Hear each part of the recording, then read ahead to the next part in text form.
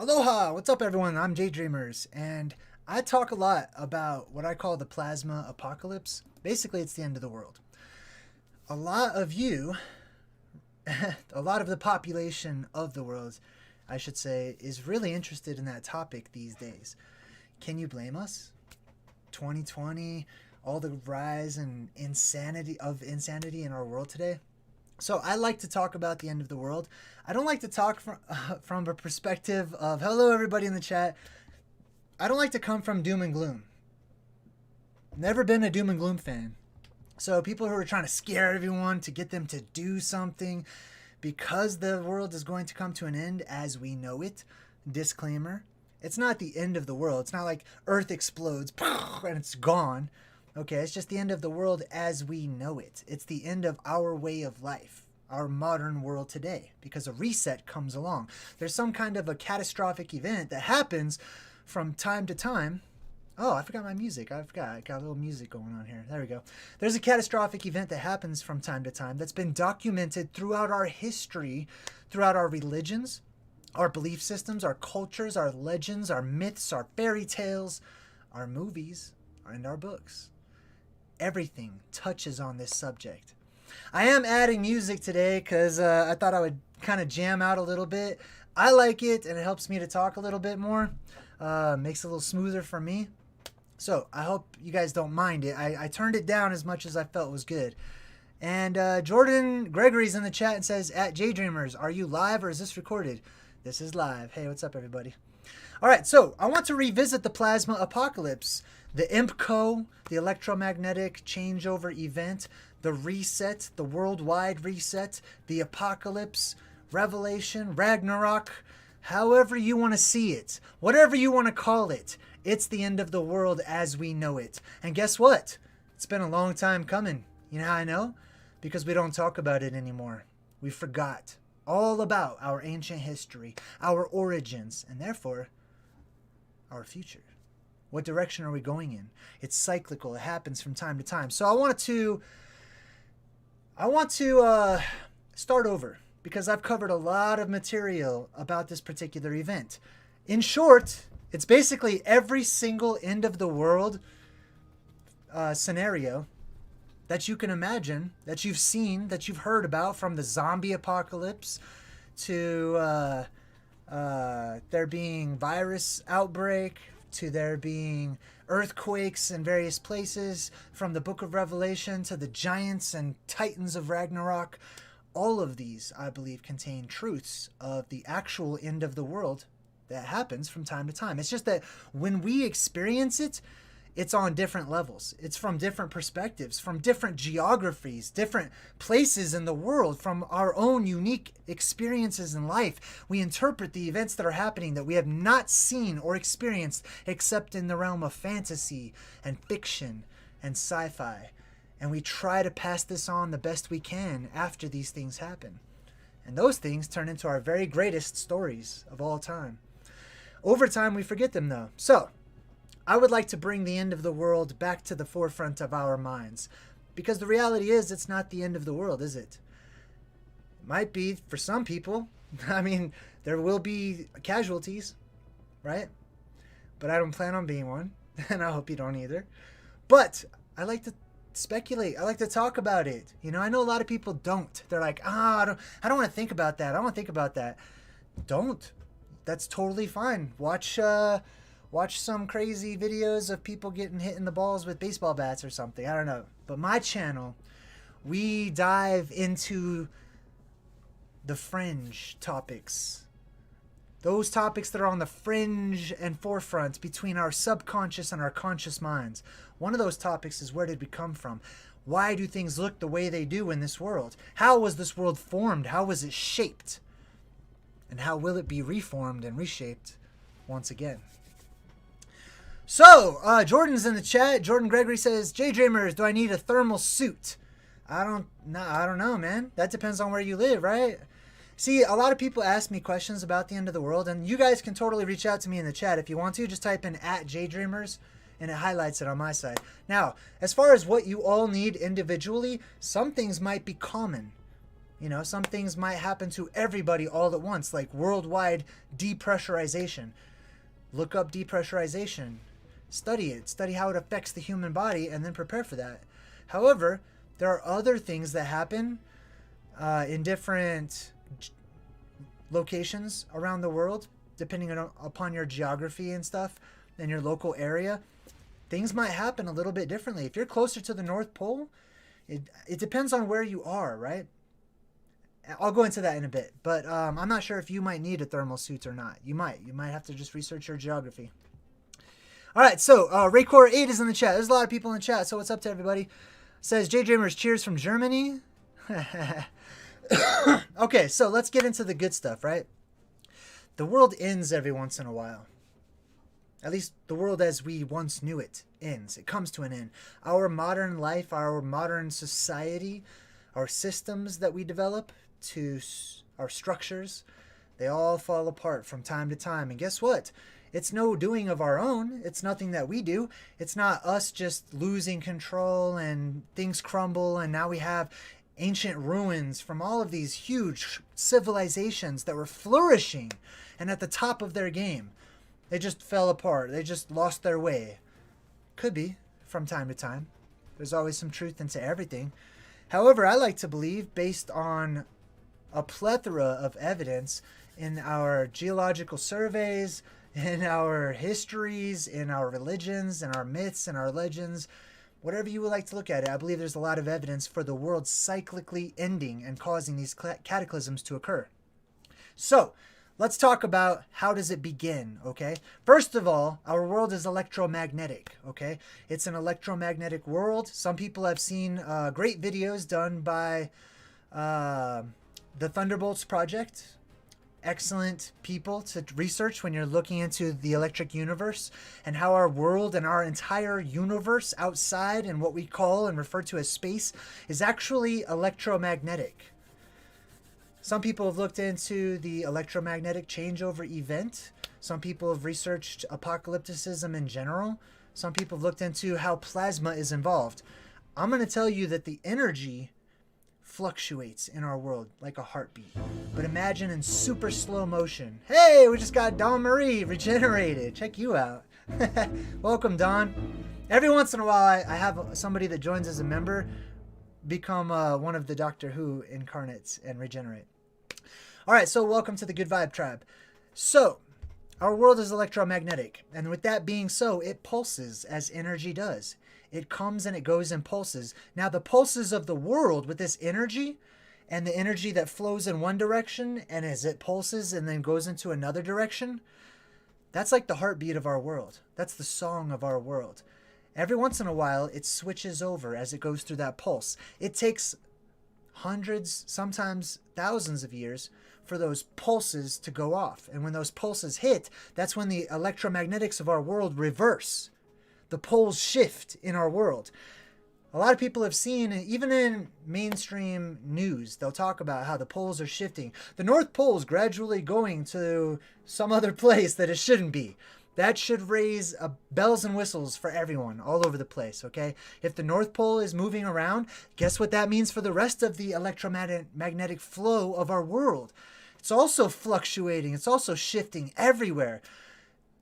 We would be ignorant to think that that has no effect upon us or our electromagnetic spectrum, our souls, our spirits, our energy, our entities, who we are. We resonate with this world, and we resonate with how energy flows and pools around or lacks in different places in this world. So, what happens from time to time? Okay, I'm getting excited now because we're really going to get into it. Basically, the world, right now, our energy will say, just to make it simple, the energy is coming down into our world, okay, from above. It's flowing down towards the earth, wrapping around and under the earth, going downwards, coming down towards us, okay? The earth itself has what we call gravity, or an electromagnetic pull, as I like to see it, and it follows the shape of the earth. Now, around our world, there are different spheres. You've got, like the sky is comprised of different layers, right? We've all learned this in elementary school and high school. Now, once you get into the really high layers, things start acting a little funny. There's actually a plasma sphere, as they call it in academics. This video right here, by the way, I took this video. Look at this picture right here. Watch this. I did a close-up of it. Just a minute. Watch this. Look at that mountain. Pow. Isn't that insane? Anyways, blows my mind. So there's electromagnetics around our world. One of those barriers above us is called the plasmasphere, aka the Van Allen belts. Areas of high electromagnetic intense radiation that we can't escape. Even if we want to go to the moon, we can't go. This is what NASA says. They says we can't go to the moon because the Van Allen belts that we've recently discovered are in our way. Well, guess what? I'm not going to get too much into the moon and NASA and all that stuff. I've done lots of videos on them. But they're right. Those Van Allen belts, that area of high electromagnetic radiation, is definitely in our way. Hey, is the music okay? It's not too loud, is it? I just want to make sure, because in my ears, it's super loud. But I had to make it like that so you guys can at least hear it whenever you replay the video later. All right, so, and I'm having a beer today. Today's Memorial Day, so cheers to all of you. Today's Memorial Day, so that's why I want to remember the thing that we've forgotten. We've forgotten our origins, our past, and why history is erased and then remade from time to time. I want to remember this. I want to look into this. I want to research this. I want to become more acquainted and better familiar with these events that happen to us from time to time on a worldwide scale. Why would I want to do that? Because I want to be prepared for it. Spiritually, energetically, physically, locationally, however I can. I'd like to know. So I research, and I share that research with you. All right, let's get back to how it's done, right? Our world is wrapped in an electromagnetic blanket, basically, called the plasmasphere. Outside of that, academics teaches, is the magnetosphere, but they stop there. Now, I believe that that magnetosphere keeps that plasmasphere in, but it also keeps another plasmasphere out, okay? Now, I've got reasons for that. I go into in other videos. You have to check it out. But my point is, every once in a while, that electromagnetic shield around our world called the magnetosphere repels plasmic entities, plasma, whatever you want to call it. It repels plasma, okay? It keeps it in and it keeps it out at the same time. Whatever plasma or electromagnetics are in our world, under the sky, is kept in by that electromagnetic force. Whatever is outside of our world, raining down on top of us, trying to get in, is also kept out by that same electromagnetic force. So, some plasma's kept in, some plasma's kept out. What do you think would happen if that electromagnetic barrier went down? That's exactly what happens during the neutral point of this electromagnetic shift, this pole shift, whatever you'd like to call it. Let's see. Jordan Gregory's in the chat and says, JayDreamerZ, what are your thoughts on Noah's Ark? Any relation to the plasma apocalypse? Everything, I think, has a relation to the plasma apocalypse. So I'm going to find a relationship to it. The Noah's Ark. I believe there's a lot of symbolism there. I don't take that story 100% literally. However, there's truth to be found in everything. Okay? There is the symbolism of the ark or the arch of our world and things being saved and stuff. Animals. My favorite story of Noah's Ark is actually not the one in the Bible. My favorite one is, it doesn't really talk about Noah and the ark, but it's the Epic of Gilgamesh. Noah is one of the main characters in that story. And in that story, Noah learns how to attain eternal life or an extended life. And so Gilgamesh goes on this quest to search that out. I know that didn't really answer the question, but Noah's Ark sounds like a tangent to me at this point in time, so I'm just going to put a pin in that one for now. Because, I don't know. I don't have a lot of thoughts on it, I guess. There's so many things that come to mind. Like Og riding behind Noah's Ark, all this stuff. But good question. It's definitely related. Okay, I can tell you the flood is related because the flood waters, this plasma apocalypse cycle goes from fire to water every other time. Okay, the world is flooded. The world is inundated by fire. So, in that respect, it's totally related. Boom, good question. SS is in the chat and says, JayDreamerZ. Oh, hey, we need more music. Boom. JayDreamerZ, do you think maybe the UFO disclosure from the government that's supposed to happen next month in June has anything to do with the plasma apocalypse happening soon? Yes, I think everything is related, okay? Does that mean everything is 100% truthful? No, totally not. But are there grains of truth in order to make it make sense? Yeah, of course. Everything has a breadcrumb of truth in it. So, I don't know what the government thinks that they know, but I do know that collectively, we already know these things. They will be disclosed. Every cycle, right before the end comes, there is this sort of enlightenment. There's this awakening that happens everywhere. People exhibit and practice that awakening in different ways. You know, the government might be like, oh, we got to tell them about alien stuff, even though, you know, there's different levels of government and they have different levels and insight into what aliens actually are and stuff. But that's my thoughts on that. All right, let's get back to the end of the world. Let's recap. Basically, the world goes through a neutral point. Once it hits that neutral point, that's when that plasma is no longer kept in and the world depressurizes. Hole blows open in our sky right above the North Pole at the central point. Boom. At the same time, because that barrier is gone, all of that plasma that was raining down onto our world, wrapping it and enveloping it with electromagnetic energy, is no longer kept out. And that plasma causes an electrical storm like you've never even imagined on such a gigantic scale.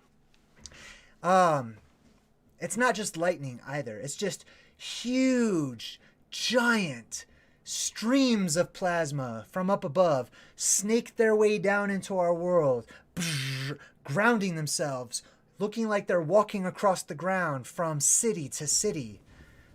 And the plasma takes different forms, various forms. There's huge trees and stalks of plasma that are the most powerful bases that, boom, hit the ground, cause craters that we mistake for meteors and stuff like that. It's actually electricity that's hitting the ground. It also can petrify. Hey, I just got a donation. JNuts283 donated $10 and says, I really enjoy your videos. Very interesting points of view. Some kind of remind me of the apocalyptic Salvador Dali type dreams. I believe that they're all connected. And hey, thanks for your donation. I appreciate you, JNuts. So let's get back into what actually happens, right? Boom, we hit this neutral point. When we hit that neutral point, a lot of stuff starts to happen, okay? Man, I gotta turn this music down. I'm gonna take that right out of my ear because that's too loud for me. All right, so when that neutral point comes, okay, first of all, there's two different plasma apocalypse cycles. There is the winter solstice cycle and the summer solstice cycle, okay? In the winter solstice cycle, people literally thought, from ancient tribes to ancient cultures, they developed traditions, and because they literally thought that the sun would disappear, that they would have days on end of complete and thick darkness that you can feel all around you. And so they set up holidays, and they ensured that the people, their families, year after year, despite knowing that they would forget all about why they do it, they set up holidays for them to light candles and to light fires and to set logs on fire and to make sure that your fires would last for days. And that's because the sun disappears during the winter solstice plasma apocalypse cycle. It gets lower and lower and lower on the horizon until eventually it goes out, because there is no point of focus anymore up in the sky. It's now hit the ground. That gets into the mechanics of how it works. Basically, the plasma that's going down above our world, imagine your world is like a snow globe, okay? And that the glass to the snow globe is the sky. Okay, this is in short. I've got detailed videos about it. But that plasma is coming down. That energy is coming down on top of that dome, that snow globe dome, that ice dome or glass dome, whatever you want to call it, okay? It's coming down on top of it. That dome breaks and opens up because it's also being held together by that same electromagnetic force. It breaks. The world depressurizes. The reason that we have the sun, and the reason that the sun seems to go out and away and out and away, according to ancient legends, cultures, myths, and history, believed in by thousands of people who came before us and whose shoulders we stand upon to build what we call our academics and our very school systems today, cherry picking the parts that we like and disregarding the parts that we don't, those same millions of people all the way around the world saw the world like this for quite some time. It's not because they didn't have access to telescopes and microscopes and this and that. It's because they spoke with the gods. They spoke with celestial beings, aliens, whatever you want to call them, who know the shape of the world, who know and understand what the sky looks like and the ground. Anyway, that's where that comes from. So, the sun is created because the plasma hits that, goes around it, but the light from the plasma is refracted inward, hits a focal point, and then redirects into what we call daylight. Now, when that plasma above, because it's pulsating, right? When it hits its widest pulse, right? That's whenever the sun goes furthest away as it's circling around. So whenever there's a wide pulse of plasma around our world above us, the sun goes farther away. And if that pulse gets too wide, and it's because of the angle of refraction, right? Like the wider it gets, the wider the angle gets, right? The lower the sun gets or whatever. The smaller it gets, the lower the sun gets, and the more focused the sunlight and the hotter the sunlight. But whenever that plasma tube above us, whatever you want to call it, okay, gets to its widest pulse, that's whenever the sun disappears, December 21st in the winter solstice. Every year, it could happen. Any year, it could happen at that time. That's the prescribed time. Nobody knows which year it's going to happen in. Nobody knows exactly what time of day and stuff because we've lost track of time. And these things, you know, they happen within a few days or a few hours from time to time. But we do know that that's the area of the year. And that's why we celebrate things during Christmas time or the winter solstice or Kwanzaa or Hanukkah or whatever it is you celebrate. That's the reason why. That's the reason for the season, is to keep your ass alive, to survive. Okay, that's the whole reason why they set up these holidays and traditions and stuff like that. Man, this music's loud. That music's not too loud for you guys, is it? I hope not. That would suck. I'm not going to listen to it right now.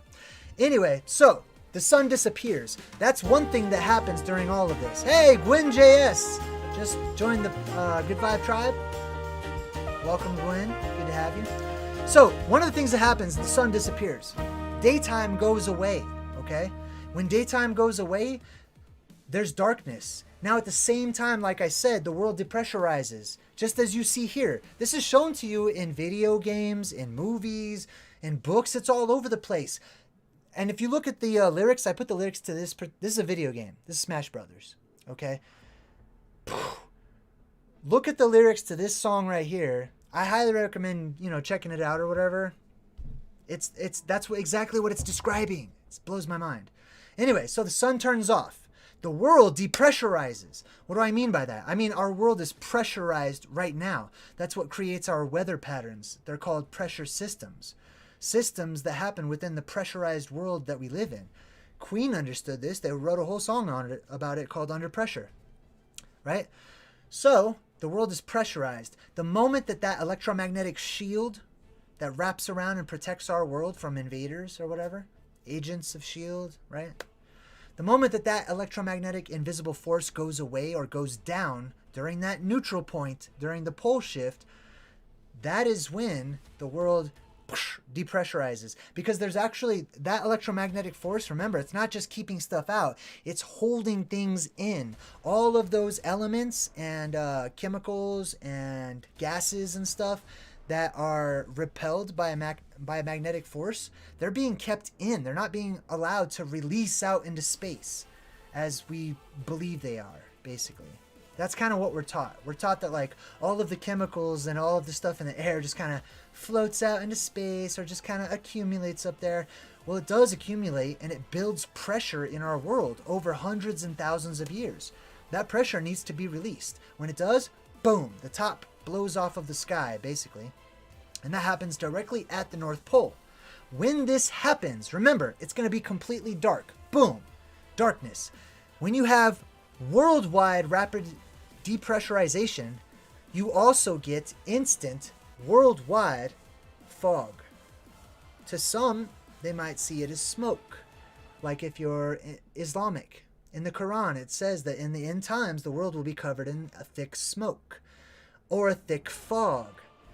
However you like to see it. That's what happens. The air expands under rapid depressurization and poof, you get instant fog everywhere. Unless you live in the colder climates, that fog will crystallize and turn into little droplets of snow that don't seem to fall. They just kind of float around in the air. Just like on Stranger Things in the Upside Down. I believe that's what you're looking at. The third thing that happens during this event, the lights go out, the world is depressurized, and when the world is depressurized, it creates fog worldwide all over the place. So it's impossible to see, okay? You would find it difficult to see with the fog alone, but it's going to be dark on top of everything. There's going to be an electromagnetic pulse worldwide that turns off all electronics, everything, no lights, no electricity, just like you're on Gilligan's Island. Your magnets will fall from the refrigerators. They'll stop working. So, no lights, it's dark, there's fog everywhere, and because the world has depressurized so rapidly, other things happen as well. Noses and ears from person to person may start to bleed. Gravity. Let's talk about gravity. We're used to a heavy gravitational pull right now, which, hey, hats off to you if you've made it this far, because you have literally been working out. I don't care if you do work out or not, okay? You could be in the worst shape ever. You have been working out just by walking around and living and existing in this world under this pressurized system that we live in, closed system that we live in, and the strongest gravitational pull that we have ever had, which means when that gravitational pull is restored gradually and it's weakened and it's not as strong anymore, that means you are now super strong. You're basically a superhero because your muscles will be way stronger, no matter what, than anybody who is born into that world under those conditions. Because now a 50-pound weight you'll be able to lift up with one arm with no problem. Boom. It'll weigh less, right? But your muscles have gone unchanged. So you're taking the old world muscles into a new world weakened gravitational pull. You're super strong. But the people born into that world have only been working out with like weak gravitational pull. So no matter how strong they think they are, you're always stronger, which to me is pretty cool. That comes along with some superpowers and some other shit that we get towards the end. Excuse my French. So I'm going to get into that later. So, the world goes dark. The world is depressurized, creating instant fog everywhere. And that's also why you see fog in all these scary movies and stuff, you know what I mean? Whenever they have like something creepy that's happening and there's fog and usually red lights or something like that. That's exactly where that comes from. Now, gravity, or what we call gravity, or what I call electromagnetic force, comes from the shape of the world. We are currently pulled downward because we're walking on the strongest part of that gravitational force, okay? Let's just say that the sky was made out of ice and it was a dome, which is what I lean towards, okay? But let's just say it was, just for a minute, just so we can postulate and think outside of the box for a moment. If the world had some sort of a domed roof to it, and somebody was up on that roof, that gravitational field is going along the roof as well, which means that they could walk upside down up there on the sky. Because gravity shifts, it changes. As a matter of fact, if you go into the world at the North Pole, that's a little bit different of a topic, but basically right at the smack middle of our world is what is called Rupus Negra, or Mount Meru, and it's not on our modern maps. So either it's underwater or it's being hidden. So that is the entrance into the inner earth. There's a nod given to this in the new Godzilla vs. Kong movie. It's all over the place. It's the Hollow Earth entrance, okay?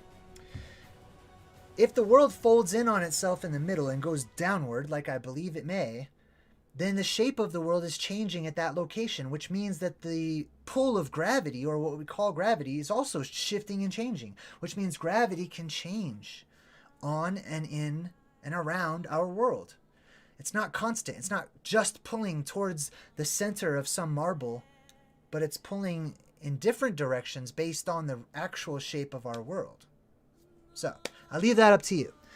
All of this actually works within academics. You just have to look at it from a slightly different perspective.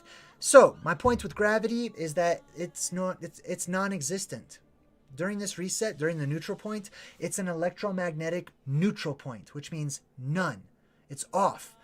There is no gravity when this happens. So for a short time, during this actual neutral point, before gravity is slowly reintroduced and our electromagnetics slowly start to turn back on and everything floats back down to the ground, for a moment and for a while, everything will float. Whatever is not tied down, whatever is not indoors or within some sort of a structure that's securely fastened to the actual soil, the rocks, the earth itself, and there's exceptions to that too, those things will float if that happens. They have to, right? So the last thing that happens, you have all this stuff floating around in the darkness and the fog. However, because the world was just depressurized, whoosh, it creates a vortex of wind. And that wind picks up and moves around and around, creating a worldwide tempest, a world storm, during which, keep in mind, the earth is shaking. There's earthquakes and stuff. The plasma from above is just igniting an electrical storm like you can't even imagine. Lightning is the only thing that is lighting anything up. There's no other natural light sources anywhere. Now me, I've got glow sticks, okay? I highly recommend investing in getting some. They're going to be a useful tool when that time comes. However, the tempest begins. The winds start picking up. And they blow in the craziest things because shit's floating all over the place. So that stuff just gets caught up in the wind, right? Might be a slow wind at first and then gradually picks up speed after a while. But stuff starts getting sucked up into the sky itself. Now that causes all kinds of problems for various people, right? Some people are just fine because they're in airplanes. Whatever, they don't notice. They just know that there's a lot of turbulence or whatever, but they're okay. They're literally traveling in the sky in a giant Faraday cage. So, you know, they could be okay. Other people just go up without any protection whatsoever. It's going to get super cold up there, so a lot of people might freeze. They could get hit by the electricity. They could petrify.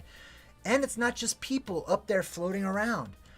Imagine how much dirt and dust and debris and sand is up there, mixed with the ocean's collective waters, right? Because the water has to float. It's not tied down. The waters lift up in huge walls and travel across cities, going higher and higher into the sky, mixing with all of the dirt and dust and humans and cars and all of the debris that's up there. And some of it's getting electrically charged by plasmic trunks.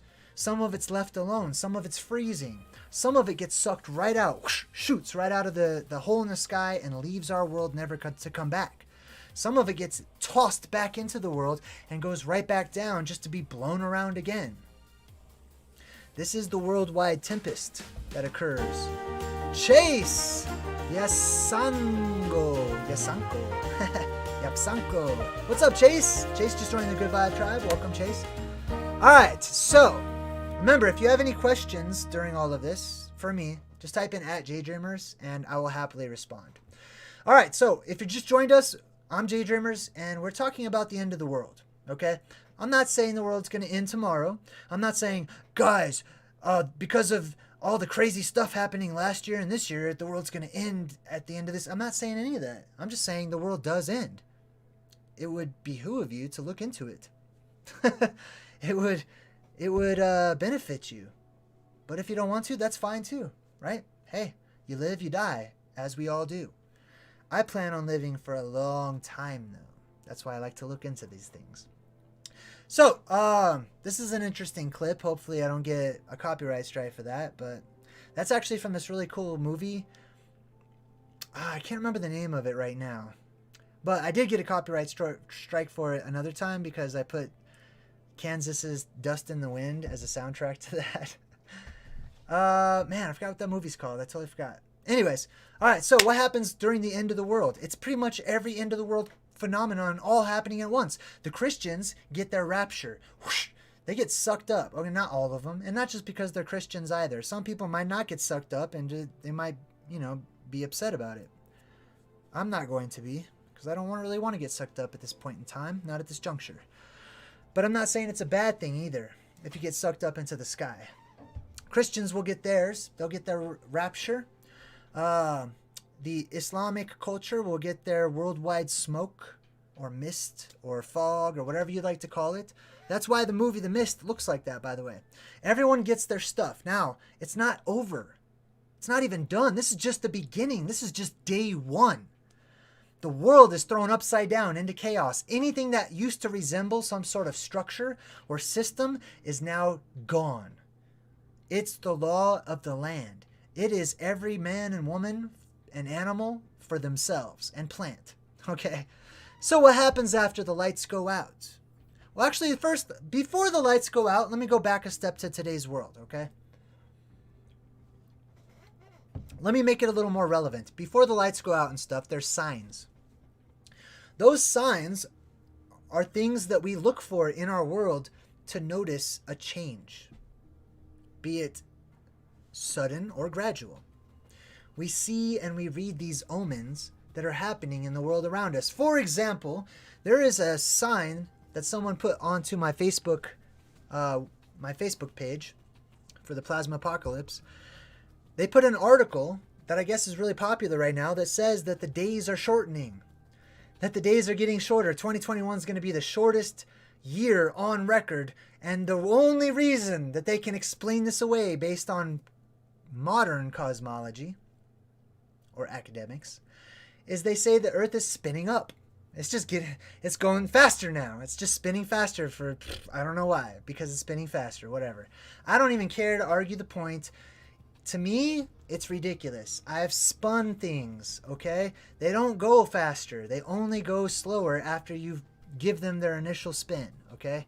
Unless something else acts upon them from the outside, I don't buy it. However, Jesus himself said that this is one of the signs that the elect of the world will notice, that the days themselves will become shorter and shorter, and that the elect of the world will notice this, and they won't be deceived when people say, "Oh no, it's not really happening," or "Yeah, it's just a little fraction of like a nanosecond, so we're going to add a leap second every year," or whatever. We're not buying that. I'm not buying that. I know the days are getting shorter. And the reason that they're getting shorter is not because we're spinning around faster now, right? It's getting shorter because that light that goes from one horizon to the other horizon is passing by quicker. And it's not because we're spinning. It's because the light is passing by quicker. But you have to understand ancient cosmology to understand how the light itself could possibly pass by so quick. If you don't understand ancient cosmology, that's totally okay too. If you think the world is spinning faster and faster, it's okay. I'm not calling anybody stupid. I don't want to be judged for thinking what I think. All of these things can work from different perspectives, whether you're an academic, whether you're a non-academic. So, I see a lot of infighting in truther communities and scientific communities and stuff, and I'm saying, hey, let's find what is common. Let's find something that we can agree upon. Let's build a bridge, man. Instead of sticking our flags in the ground and just declaring that anyone that says differently than I do is wrong. Come on, man. That's not philosophy. That's not how we grow. That's not how we learn. All right, let's get back to the end of the world. So, some of those signs, some of those omens that we should be recognizing. One, the shortening of the days. The days are getting shorter right now. Okay? The years are getting shorter. I know lots of you, maybe not last year, because last year was pretty bad. Seemed like it lasted forever. But lots of people are like, wow, that year went by fast. Doesn't it seem like the year went by fast? Wow, that week, that day, today went by fast. It's going by fast because it's going by fast. Don't let them trick you and make you think Orange! Hey! Orange got another Doctor Who! Welcome, Orange. Don't let them trick you into thinking that it's all in your head. That just seems and feels like the days are going fast, but they're really not. How about those of you who are getting a little bit older in years, right? You start noticing the changes that are happening in your body real quick. You're like, whoa, where'd that gray hair come from? Whoa, why is my back acting crazy? Whoa, why is my body making these weird sounds or whatever? I can understand and I can relate. That's not cool. You're noticing it because it's happening too fast. Not supposed to notice those kinds of things. They come on suddenly. Now that has to do with our shortened lifespans, which I believe we will get lengthened lifespans returned to us after this event happens. Denise just joined. Check Denise out. Denise Leslie, welcome. All right, so let's get back to what actually happens. All right, as far as what to look for, the signs. Another sign is amplification of energy worldwide.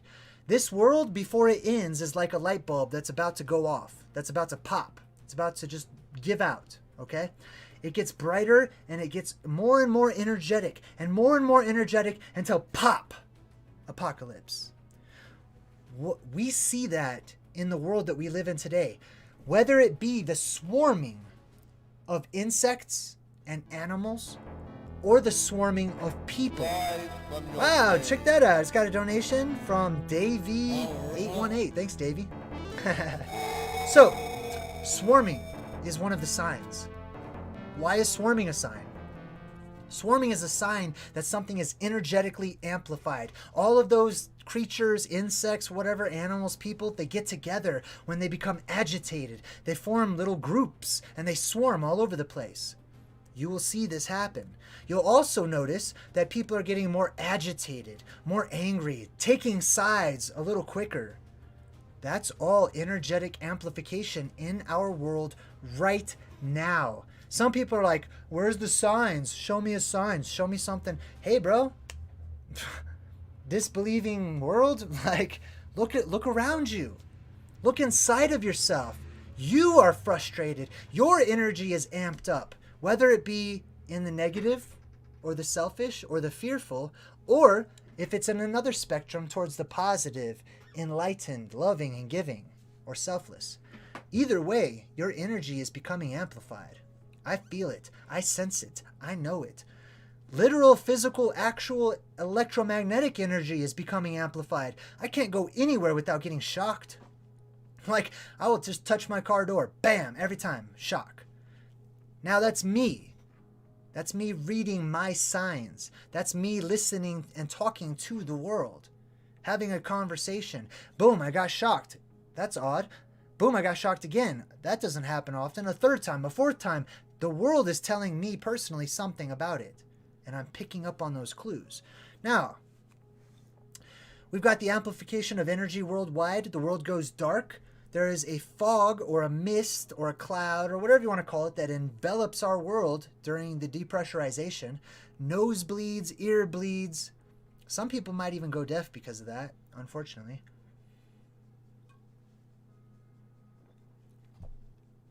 All right. Are we still good? YouTube's telling me I'm gonna get a copyright. Okay. I don't know. Hopefully it'll be okay.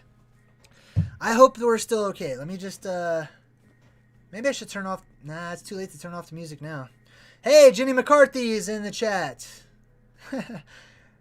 Nice to meet you, Jenny McCarthy. Says how the zombie apocalypse is connected to the plasma changeover. Oh, right. That's right. Let's get into the zombie apocalypse, okay? So, the world goes dark. The world's depressurized. The energy comes into our world from above and is released from within, okay? Electromagnetic energy in the form of huge streams of plasma that were once referred to as skyworms, fire dragons, and the like, right? Streaming throughout our sky. You got to remember that's the macrocosm. That's huge coming down from above. So it doesn't look like lightning to us. It's not like bzz and it goes away. There will be lightning. I promise you that. An overabundance of lightning. But aside from the actual lightning bolts, you will see plasma in various forms undulating throughout the sky. If anything, it will be a beautiful, beautiful apocalypse. I promise you. If you care to take a look at it. I don't plan on looking and oohing and awing too much over it, because just like that video, you're going to see beautiful lights in the sky. But what have we learned from our pop culture, from our movies, from our history? Like, don't look into the dead lights. Don't look into them. Don't stand there and stare at the destruction that's happening all around you. Escape, run, hide. But guess what? Some people don't. And some of them die. And some of them live to tell about it. Isn't that awesome? Now, if you want to take that risk, hey, all the more power to you. I want to hear all about it. However you saw it. Make sure you do some great cave paintings, that way we can pass it on to future generations. All right, so let's move on. Oh, the hole opens up in the sky, which basically means that remember how I talked about the Van Allen belts and we can't leave? That also means reciprocally, that other beings cannot come in. That's why we don't have aliens just landing all over the place. They can't get into our world. Some may exist living under the roof above us in our world, and they may come down, or they may exist within our world already and exit from their inner world into ours. But those beings who are outside in the whiteness and brightness and colorfulness of what we call space, the fullness thereof, they can't come in. The only time that they can is when that barrier, the electromagnetic shield around our world, is gone. Once that barrier comes down, aliens invade. Aliens land, whatever you want to call it. A lot of people will probably, I assume and I speculate, because I would think this if I didn't know much about it, but some people will probably see the world going to chaos and these UFO beings, whatever, all these creatures coming into our world, and they will think, oh, invasion. We're being invaded, which is kind of true, okay? But it might not be purposefully, like they orchestrated it or anything. But that's the time where aliens come into our world. They could be alien, and they are alien, bipedals like us. They might look humanish like us, android looking. Hey, I got a donation from Coffee Man Plays, $5 on the super chat, and says, these are weird sun anomalies and a dim celestial body at sunset. Is there an artificial sun already? Have past humans lived underground because of this? The sun itself, this is my response. When people talk to me about an artificial sun, like, have they created an artificial sun? That sun up there is artificial, okay? It's not what we have been taught that it is, okay? There's more than meets the eye to our actual sun, how it is made, and where it comes from. So, that's a good point. Have past humans lived underground? Yeah, absolutely. And lots of you are going to go underground. That's the most obvious choice for some of you, and the best choice for some of you, not all of you, but for some of you, you're going to go underground and you'll stay there for a while. I mean, think about it. The world's going to hell. You find a cave. Your house is gone. The cities are all trashed. There's monsters roaming about, actual giant monsters and creatures from out of this world that have fallen down into our world. I promise you, you're going to want to live underground for a while. Now, some of you like me will not. I don't want to.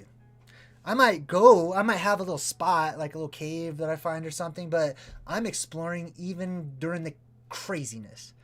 All the chaos, the monsters, the vampires, werewolves, aliens, gods, demons, angels. I'm looking at all of them. I'm checking them out. I'm going to go from a distance. I'm going to be prepared, but I'm going to explore the crap out of the new world. That's going to be me. Some other people might be too shocked to come out for quite some time. I think I'm going to let the music be for a minute. That way I can just hear myself. I like to hear myself so I can hear what I sound like to you guys. All right, so let's get back into it. And thanks for your donation, Coffee Man. What happens? The lights go out. So let's start at the beginning, right? The world energetically, electromagnetically amplifies. You see this all over the place in the swarms, in the people's agitations, people getting... It's a time of choosing, okay? And you choose dependent upon the life that you live, believe me. It's not just like you get to just choose. Like you're an evil person all life long, and at the end someone's like, hey, if you're good, you can escape it all. And you're like, okay, I choose to be good. Sorry, you didn't actually choose to be good. You just said that you want to be good, or that you choose that side, but you can't. Your choices are made by your actions you live, right? Your choices are made up here by your thoughts, by your decisions, by your forks in the road, and that choose your own adventure that exists within you. You're making your choices right now, as am I. We are working out whatever is to happen to us in the future today. So if that's you and you want to make that choice or whatever, because the world is coming to terms, that energy is going to be so amplified. And when I say the energy, I'm not just talking about the world. I'm talking about us. We are a part of the energy of the world. Our energy is becoming hardened, you could say. Okay? It's becoming solidified. It's becoming amplified. So whatever energy is inside of us is going to grow fiercely, suddenly and quickly, as it is these days. And we can see evidence for that everywhere. Now, on the bad spectrum, that looks like school shootings and craziness and lies and conspiracies and murders and all kinds of messed up stuff, right? Just the breakdown of society, morally, ethically, everything. On the good side, that looks like people who are becoming awakened, more loving, people who are sharing, people who are developing new ways to develop communities that depend upon one another and themselves rather than government or, people who declare themselves to be in charge of you, basically. So we see an amplification in that. Though the sky turns dark, the roof blows off of the sky of our world. The world depressurizes, instant fog everywhere. All the alien beings can now come into our world. NASA and other space agencies, Elon Musk, looking at you, are preparing right now, building rocket ships and practicing so that they can leave when this happens. And when this happens, I promise you, you will probably see, right? I expect to see rockets just taking off left and right, shooting up into the sky, going right towards the North Pole. And a lot of people might be like, wow, look at, we're shooting rockets up at the aliens. We're fighting them. Yeah. Not really. Not really. Your leaders are gone. They are leaving town on a jet plane. They don't know when they're going to be back again. So, let's see what happens after that. The plasma comes in, right? Electromagnetics fill our world. It's a dangerous place to be. There's not just alien monsters all over the place. Which to me, a lot of this is exciting. So I don't mean to scare people or anything. I do realize people will be scared, but you know what? I'm gonna preach it from my perspective, which is, hey, it sounds fun. It sounds exciting. It's way more exciting than this world, because in this world you don't actually have to survive. I feel like life is life when you survive, and this world is not surviving. This world is just instant gratification. No matter who you are, every walk of life. I don't care if you're in prison, if you're a super rich billionaire, if you're homeless, it doesn't matter. To me, I see it as all the same. But anyway, I digress. All right, so what else happens, right? The aliens come into our world, the phantazoids, as I call them, okay? They're unknown creatures, unknown animal-like, human-like creatures that come into this world, okay?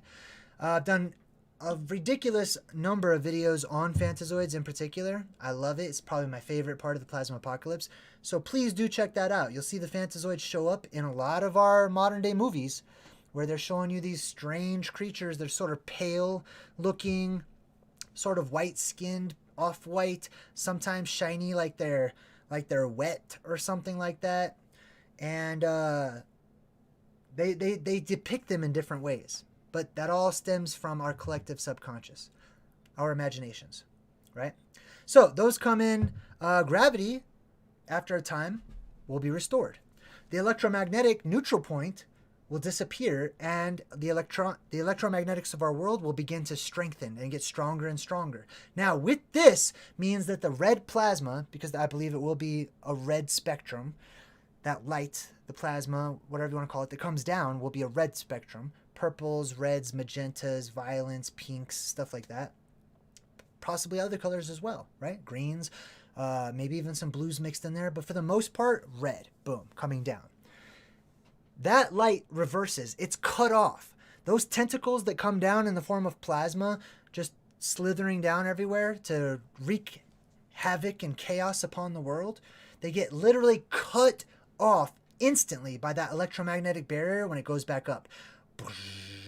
And the second it goes back up, the plasma just seems to dissipate. The aliens are defeated. The world is saved. And to prove it, there is a new light. Because the light now is not coming down, but it is now reversed. Remember, it goes down, then it goes into flux, which means it goes everywhere. Light, electromagnetics, gravity, whatever you want to call it. It's all the same, essentially. It is now, instead of coming down, goes into flux, and then it goes up. And when it comes up, that's when the inner sun, or the light that is under our world, the plasma that is under our world, shoots upwards, goes upwards as it's just following the natural flow, just as it will around our world and go up. Inside of our world, it shoots up from Mount Meru, from the plasma volcano at the middle of the world, from Rupus Negra. On ancient maps, you can actually see this. There's a video of it somewhere in here that I edited. But you can see the ancient North Pole maps where there were 4 different lands and an island in the middle of our world. And right in the middle of that island, there's always a volcano. Man, I don't care if it's fantasy, sci-fi, fiction, whatever, real, I don't care. Like, there's always a volcano. Boom. And everything points towards that volcano because it's electromagnetically charged. It is the magnetic center of our world. That's why your compasses, whoosh, they point towards the North Pole. They go in that direction. Something is pulling them in that direction. And it's not the Aurora Borealis. It's not the North Pole itself. It is a magnet or a magnetic force or magnetically charged Earth. And the reason it gets magnetically charged is because that plasma, boom, shoots up from the middle of the world, going straight up, and it's blue. Baby blue, whitish, bright blue, shooting straight up from the middle of our world. And when it goes through that, it causes friction on the actual Earth itself, okay? There's electromagnetics moving about, and the conduit is the Earth, or an opening in the Earth. And so that portion of the Earth becomes a giant magnet, basically. And we call that the North Pole. So that plasma shoots up. It's a blue beam. This is Project Bluebeam. Okay, this is what people will see in the sky. This is the one thing that everyone on all reaches of the world will be able to see because it's right in the middle of the world. It's a light that shoots up and hits the top of the sky, right? And when it hits the top of the sky, first of all, it's going to, that plasma that shoots up out of it, it's going to branch out in different ways, okay? Depending upon the electromagnetics of our world and the flow of electromagnetics in our world, it's going to form basically different pictures or images for us to look at in the sky. We're going to make these into things in our heads. Some people might see a cross. Some people might see a hammer. Some people might see a sickle as it goes up, hits the sky, and branches out. Some people might see a world tree. Some people might see a god, the light of the world. Regardless, it will be something everyone, all survivors everywhere, should be able to see according to all the different writings that I've gone over. So, after that happens, boom, electricity is restored to our world. Now, there's a new problem. That new problem is that plasma that came in is basically spirit, okay? We are plasma beings, light beings, spirit beings, whatever you want to call it. It's just that spirit came down into this world with a purpose. And now it's cut off from its programmer. It's cut off from its source. When that electromagnetic field goes up, it is separated now. And it feels separate. And so it starts to try to survive in this new world that it lives in. It's spirit. Basically, this is your Ghostbuster apocalypse where spirits are everywhere at the end of time, okay? All of the spirits of the dead or whatever. You know, I don't know if I would call them dead, but just whatever. They're not corporal, okay? Spirits, plasma, electromagnetics in various forms, okay? It doesn't have to have arms like we have arms and legs and a head and it has to look like us. No, it could just be a ball. It could just be a little plasma ball. Little ball lightning moving about. Okay, we can call them sprites and fairies and all sorts of things. We know that they're spirits. They're alive. And being such, they can go into inanimate objects and become alive. They can become corporal, which is what happens and where the zombie apocalypse comes from, okay? Because all of that energy that comes down into our world has one purpose, and it's all has one mind. It's a hive mind. It's a complex mentality, if you want to call it that. And it gets cut off from its source. So now this is its new home. And all that plasma has gone down into the ground in our world, underneath the steeples of the churches, right? And all of those cathodes. Thank you for whoever posted that on my Facebook channel, page, whatever. They hit all of our antennas, steeples, skyscrapers, spires, buildings, whatever. They hit them. They go down into the earth where we bury our dead, and they reinvigorate the dead. They bring them back to life. Now, is it that exact same spirit that once was? I don't think so. Okay, I don't think it just brings that individual to life. It brings the body to life. It animates the inanimate, but that new spirit is new. That spirit, that plasma, that electromagnetic force that boom, re-energizes and reinvigorates that body or that robot or that toy or that car or whatever it is, now has an identity of its own. It just looks like the old thing, but it's not. It's something brand new. It's something different. And it's alive. And it now has the ability to say no because it's not connected to that programming, to that source any longer. It can rebel against it, right? It's individual now. So those things happen. The dead come to life. The recently dead come to life first, I would imagine, because I also imagine that plasma has the ability to perfect DNA. Okay, this gets more into plasma's physics and science and things like that I don't really like, and I don't really like to talk about because I like the fantastic stuff more. However, plasma, you can look it up, do a quick Google search on plasma healing abilities, right? The healing abilities of plasma. Not only does it disinfect and perfectly sanitizes and cleanses the world, which what better time could that be, right, than these times, the end times. But yeah, basically, I don't know where I was going with that. Plasma is spirit, basically. So we have a ghost apocalypse where ghosts are everywhere. I'm only calling them ghosts just to make it simple for you, okay? It's not really ghosts. It's not really like JayDreamerZ spirit is like floating around or whatever. No, it's electromagnetic phenomenon, which is spirit, okay, in different pools, different locations, different points of focus. Some of it's connected to others, some of it is more independent. But it brings things to life, which is why in ghost movies, anytime there's a ghost somewhere around or somebody that's strongly possessed by a ghost or a demon or something, it screws with the electrical energy, with the lights. The lights flicker. What was that? Oh, the lights are messing up again. Oh, something is nearby. There's a ghost. Yes, of course.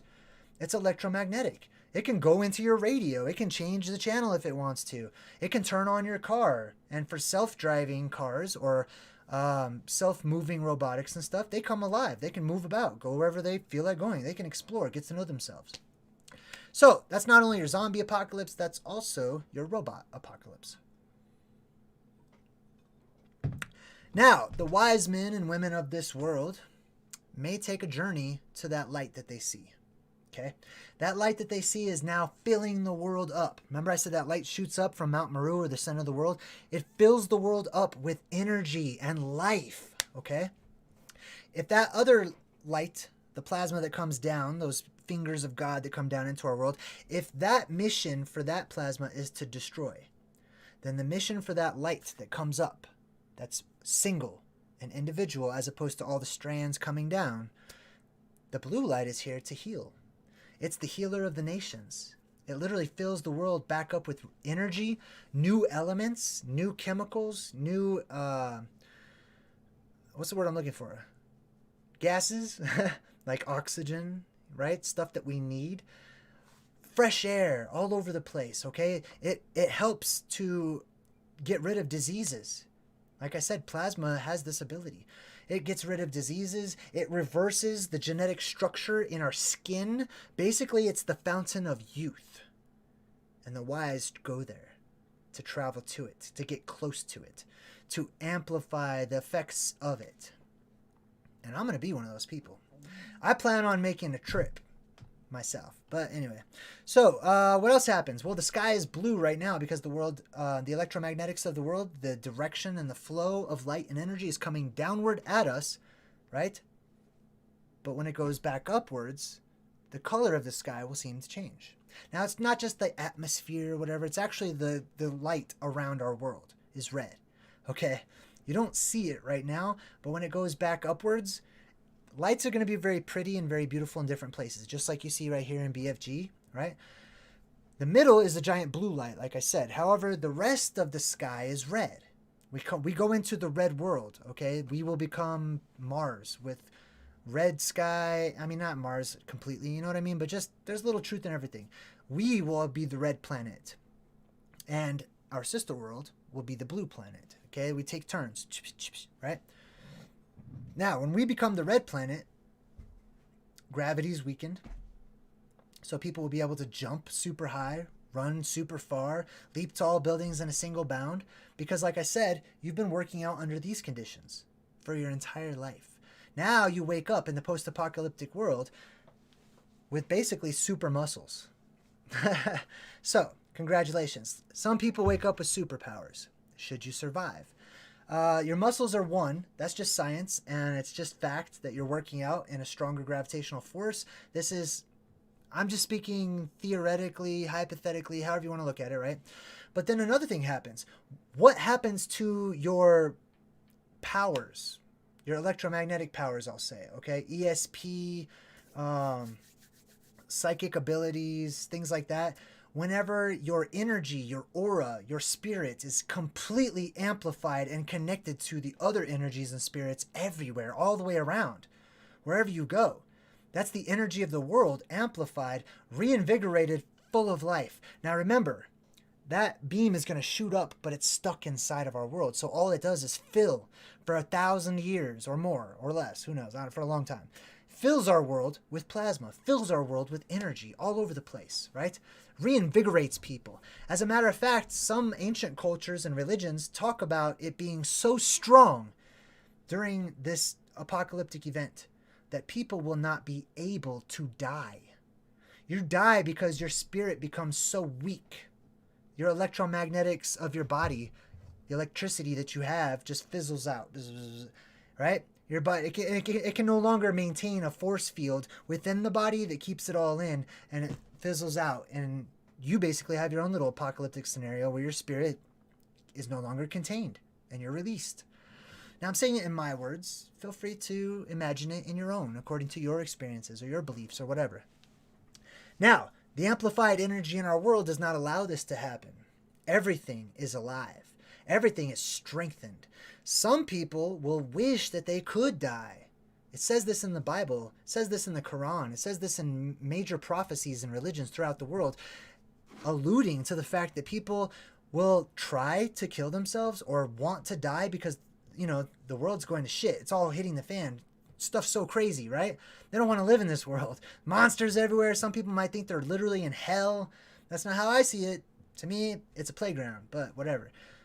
Those people will people might even fall off buildings, accidents happen and stuff, but they cannot die. I recently watched this movie, and this is where the zombies come in too, okay? Because, think about it. Why would a zombie, if you cut off its arm, why would its little zombie arm still kind of keep crawling along and move? Or if you cut off its head, and they're like holding onto the head like that the zombie Vegas movie that's on Netflix right now? I forgot what it's called. But they cut off the zombie's head, and she's still alive, clearly, and looking around and stuff. How is that even possible? Okay, it's not like zombies were infused with lizard DNA and so they can just detach body parts, whatever, this and that. No, you cut off a piece of that body and it's still independent. It still has spirit. It still has directive. It's still alive. It's still moving around. Just like when you cut a chicken's head off, right? The body is just still kind of going around and moving and stuff, but eventually it slows down and it stops and stuff.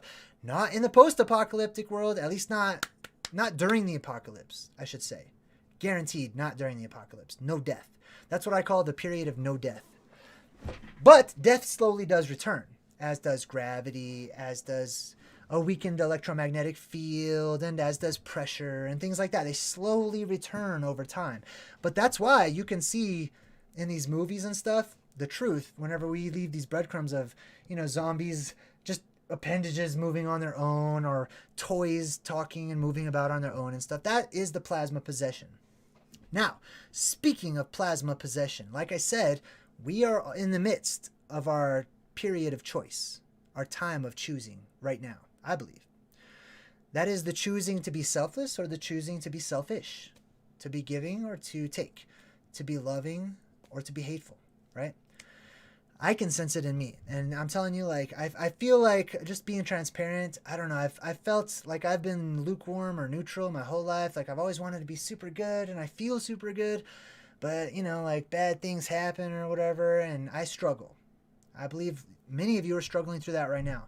All I'm going to say about it is that we add to our choice, good or bad, every day that we live our lives. So, is this event that happens a moral event? I think there's some truth to that. I wouldn't say it's completely moral. I wouldn't say it's, oh, that person died in the apocalypse because the Lord's wrath. Nah. No, it's not personal. It's not like something is personally saying like, oh, you must die or whatever, right? But are you more inclined to die or become what I call plasma possessed, which means that the incoming soul is stronger than yours? So guess who's in the driver's seat? Yeah, not you. Okay? That's plasma possession. And we see it today when people just lose their minds. Okay? Normal, good people that normally would not go left, go super left and just, they're possessed. They're really actually possessed, okay? That stuff that's on the inside has become so strong that they cannot let go of it. Hey, Scott Brooks is feeling the vibe. Join the Good Vibe Tribe with Little Groot. Excuse me. Okay, so anyways, how long have we been on here? How long have we been on? Let's keep talking, why not? We've been on a little over an hour. I will wrap it up pretty soon, though. Okay, so I'm going to jump in the chat. Jarvin the Destroyer says, what's up, JayDreamerZ? How do we keep our energy from being stolen? Yeah, build upon it. That's what I would say. I would say add to your own energy, right? Strengthen it. Learn about it. Get to know who you are, what you are, where you are. When you get to know these things and you learn more about who you are. See, the reason I'm being kind of enigmatic right now because I don't know you. That's the reality of it. I can't tell you how to do this because there's lots of different ways to keep your energy from being stolen. First and foremost, you're off when you say stolen. You just give it away. Okay? Your energy cannot be stolen. You can only just give it away to people. That's how I see it. Okay? Now, however you see it, that's fine. Good question. Tammy K is in the chat and says, JayDreamerZ, like John Carter superpowers. Exactly. John Carter of Mars. That's what she's talking about, right? John Carter, just a regular dude, gets sucked into Mars through some portal. It's plasma apocalypse. When people leave this world on movies and TV and cartoons or whatever, and they go through a portal, okay, that's literally a plasma conduit that is outside of our world. That's the energy that goes, that's like a highway, okay? The circuits of time from Bill and Ted, right? The Matrix, when they're on the telephones and they travel to some other world. Those are the electrical currents inside of what we are actually in, which people call the cosmos, the universe, the mind of God. Anyway, those are electrical conduits that exist outside of our world. And guess where they lead you? To other places, other hubs, right? The electricity, those portals, those are just like highways and byways. That's the only purpose. You don't go out to like hang out in the plasma conduits, in those tunnels, in those vortices, or those Einstein-Rosen bridges, whatever you want to call them, okay? Black holes, I don't know what you want to call it. You don't stop there. That's a highway. That's for passing and coming and going. They go to other places, okay? Other worlds, other realms. That I believe many of those realms are actually exactly like ours. I know we like to imagine that they're all just totally alien and different or whatever. I'm not so sure. I think that they're just alternate Earths, but there's other places like alternate Earths that are alternate alien worlds or whatever. Anyways, that gets too deep into it. Let's talk about the end of the world. Val says, JayDreamerZ, you're on fire. Hey, thanks. Oh, I just want to give myself a shout out real quick. Thanks, Val. So I have a website. It's called JayDreamerZ.com. It's amazing. Okay. I spent a lot of time. The people that make the website, Wix, they're like, wow, your website's sweet, dude. Thank you. All right. So check out my website. It's called www.JayDreamerZ.com. Everything I'm talking to you about has audio and visual examples galore. Okay, if you just want more than what you see here, go check out my website. In addition, this is the one thing I want to brag about. Okay, my website is sweet, but I have something in there that I don't feel like a lot of people take enough advantage of. Hey, Val just donated $10 through Super Chat. Thank you, Val. I appreciate you. So I have something on my website called the Esoteric Library, or the L for short. This library has over 10,000 volumes, right? On different subjects that you can go check out. You can download these PDFs. You can keep them and save them to your computer. I'm just going to read over and skim through some of these, okay? Some of the content that you will find is so valuable in the Esoteric Library on my website. I just want to go over some of these real quick. 10,000 books or more on various things, right? We've got herbs, natural medicine, numerology, rare books and manuscripts, history of various empires, Islam, every religion basically, on all their secret teachings, 3,000 occult vintage old books. There are antique Bibles, 55 antique Bibles actually, 175 secret forbidden Bibles, 175 old Rosicrucian books. We've got books on secret societies, over 175 of those. Rare vintage astronomy telescope books. Books on ancient medicine. Books on wars. Nikola Tesla. Vintage old books and patents and inventions. 300 vintage entomology books. That's bugs and plants, and there's other things in there too. Alchemy books, over 220 books on alchemy, vintage books on Celtic mythology, the history of the Celts, culture, Irish, and Scottish myths. We got rare ancient sacred religion, Hinduism, Buddhism, Islam, Jewish, 140 Knights Templar books, 90 rare books on demonology, witchcraft, the devil, lore, and Satan theology. 73 rare Romani gypsy books about gypsies and stuff. Rare Oriental mythic books. Antique navigation books. Oh, there's some sweet maps too. I have like a lot of like cool maps and stuff. And you know what else is cool about this too? Like something that popped out to me is Nikola Tesla's patents and stuff. I actually have in the Esoteric Library some stuff about Nikola Tesla and how the FBI took some of his patents basically and stole them away from him and declared them to be like dangerous and stuff. Books on Freemasons, meteors, comets, witchcraft, navigation, rare ancient archaeology books. We got rare cartography books, map making books, folklore, English traditional folklore, 170 books on ancient symbols, rare Egyptian hieroglyphic books, 340 American Indian rare books, rare South American Indian, religions of the East, ancient sacred Jewish texts, rare Buddhism and ancient Asian beliefs, prehistoric and Stone Age, mythical, blah, blah, blah, Viking, Norse, etc., and so on and so forth, right? Thousands and thousands of things in the Esoteric Library on my website. So I just wanted to say that real quick because I know not to promote my website so much because it's like up here the whole video, right? But I wanted to put that in there, okay? I don't know if everyone's looked into that yet. If you've checked out my website, check out the Esoteric Library. All right, Jordan Cuevas says vaccine. Okay. Oh, he has more. Jordan Cuevas says, what do I think of the jab? I think it's lame, bro. What do you think I think of it? Do I look like somebody that does that kind of crap? Do I strike you as that? You already know. That's why you're asking, okay? You already know where I stand on all that. I'm not getting any of that stuff. I'm not even going to talk about it, okay? I don't care about it. I'm not going to talk about it. To me, that's fantasy. It's fiction. It's garbage. I hate it. Let it be on record. I think it's lame. I'm not a fan at all. So I don't want to talk about it because I don't want to give it energy. You know what I mean? I don't care. I just ignore it. It's whatever.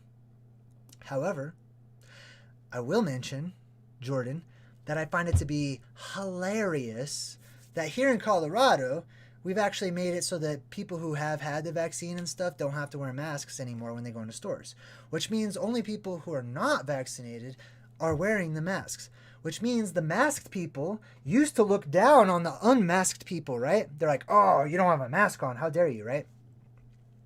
And so it made the non-maskers kind of feel bad, basically, like, oh, that's lame. I don't want to be judged. Now, the people who have their masks on are basically being judged by the people who don't have masks, which no one knows if they're vaccinated or not. And they're going, look at you. You've got a mask on. How gross, right? So I think it's all hilarious. I love it. I think it's stupid. But anyway. The site is not loading. Suso. What's up, Suso? I haven't seen you in forever. I'm super sorry, bro, if the site's not loading. I don't have a tech support team, so you're going to have to clear your cache and cookies or something. I don't know. Let's see. Oh, yes, I do have lots of stuff on Native Americans in the Esoteric Library, so yes. All right, so the world's going to end. That's what we were talking about. It does end. It always ends, okay? It's not the world. It's our way of life. It's our society. It's our social norms. It's our version of what we call reality, an accepted reality. It comes and it goes. Oh, by the way, I put this in there not because that's the cosmology that I believe in or anything, but just to give you a visual of what is taught and how ridiculous it looks. Where is that sun going? Where is it going, man? Everything in this world in existence should have some purpose. Where is that going? Just some ball? Just some ball flying? Where is it going, bro? That's insane. Everything's spinning around it all crazy. Whoa, we're going somewhere. That's insane, man. Anyways, that gets into my older days on YouTube, but those concepts blow my mind. It's okay. I don't think that people that believe in that are stupid or anything, because I used to believe in that too, right? I scratched my head and I had a lot of questions, but I still believed in it. So I'm not a big fan of tearing people apart, choosing sides. I follow so-and-so. I watch so-and-so. I've subscribed to so-and-so. Oh yeah, well I listen to this person and that person. Hey bro, I don't care. I'm just here to share my stuff with you. That's all. I don't want fans. I don't want people to take sides. I don't want people to start religions in my name or anything weird. You know what I mean? Like, I don't want you all to fight amongst yourselves. I wish that you would find what you have in common and talk about it and build bridges and develop relationships and make friends like philosophy used to be. But that's just me. But like I said, that's a part of the plasma possession in our world today and the energetic amplification in our world today, where people just they feel like they have to choose a side because it's the time to make a choice, basically, right? We are currently taking sides. We're making our choices. Not me. I'm staying neutral. So I don't care about the God followers. I don't care about the devil followers. I don't care about any of that stuff. I love them all. I incorporate all of them and their wonderful teachings and experiences and perspectives all across the board. And I'm not saying one is right about this and the other is right about that or anything. I'm just saying it's all truth. It all has to be. If it's made out of truth, if it's made out of some sort of benevolent, all-powerful, omnipotent, almighty being, and everybody says that being is good, it's all got to be good. So I can't find fault in any of it. I just like to put the pieces of the puzzle together, right? I'm not going to hate on a piece of the puzzle just because it doesn't fit where I want it to fit or where I'm looking and be like, get that puzzle piece out of here. Fucking puzzle piece, how dare you? You don't even look like this area over here. And then later on, I might be like, there's a big hole right there. Oh man, I can't make out what the full picture is. I wonder what goes there. Throw it away, buddy. Psh, throw it away. Because we're getting so biased and our energy's amplifying and we feel like we have a team mentality. We have to choose sides. We have to choose a perspective. We have to choose a belief. We have to choose this and that. Man, I don't know. I like to put all those pieces together because together is the only time that they're in harmony. And together is the only time that the puzzle's complete. And the answers can be found is when we're together. So anyhow, the plasma apocalypse happens for quite some time. I'm sorry. The actual apocalypse lasts about 7 days, okay? The actual crazy stuff that happens, boom, 7 days. 7 days later, maybe 10 or so, 12, somewhere around there. That's when you see the blue beam shoots up from the ground. The apocalypse is over. Now there's residual effects and lasting effects from that event, right? Everyone that wakes up, all the survivors, they're not waking up to skyscrapers and modern civilization and computers and robots and Siri and all this garbage. They're waking up to a desolate world, okay? There are deserts where there didn't used to be deserts. There are boulders all over the place. By the way, I want to tell you about where I think boulders come from, all right?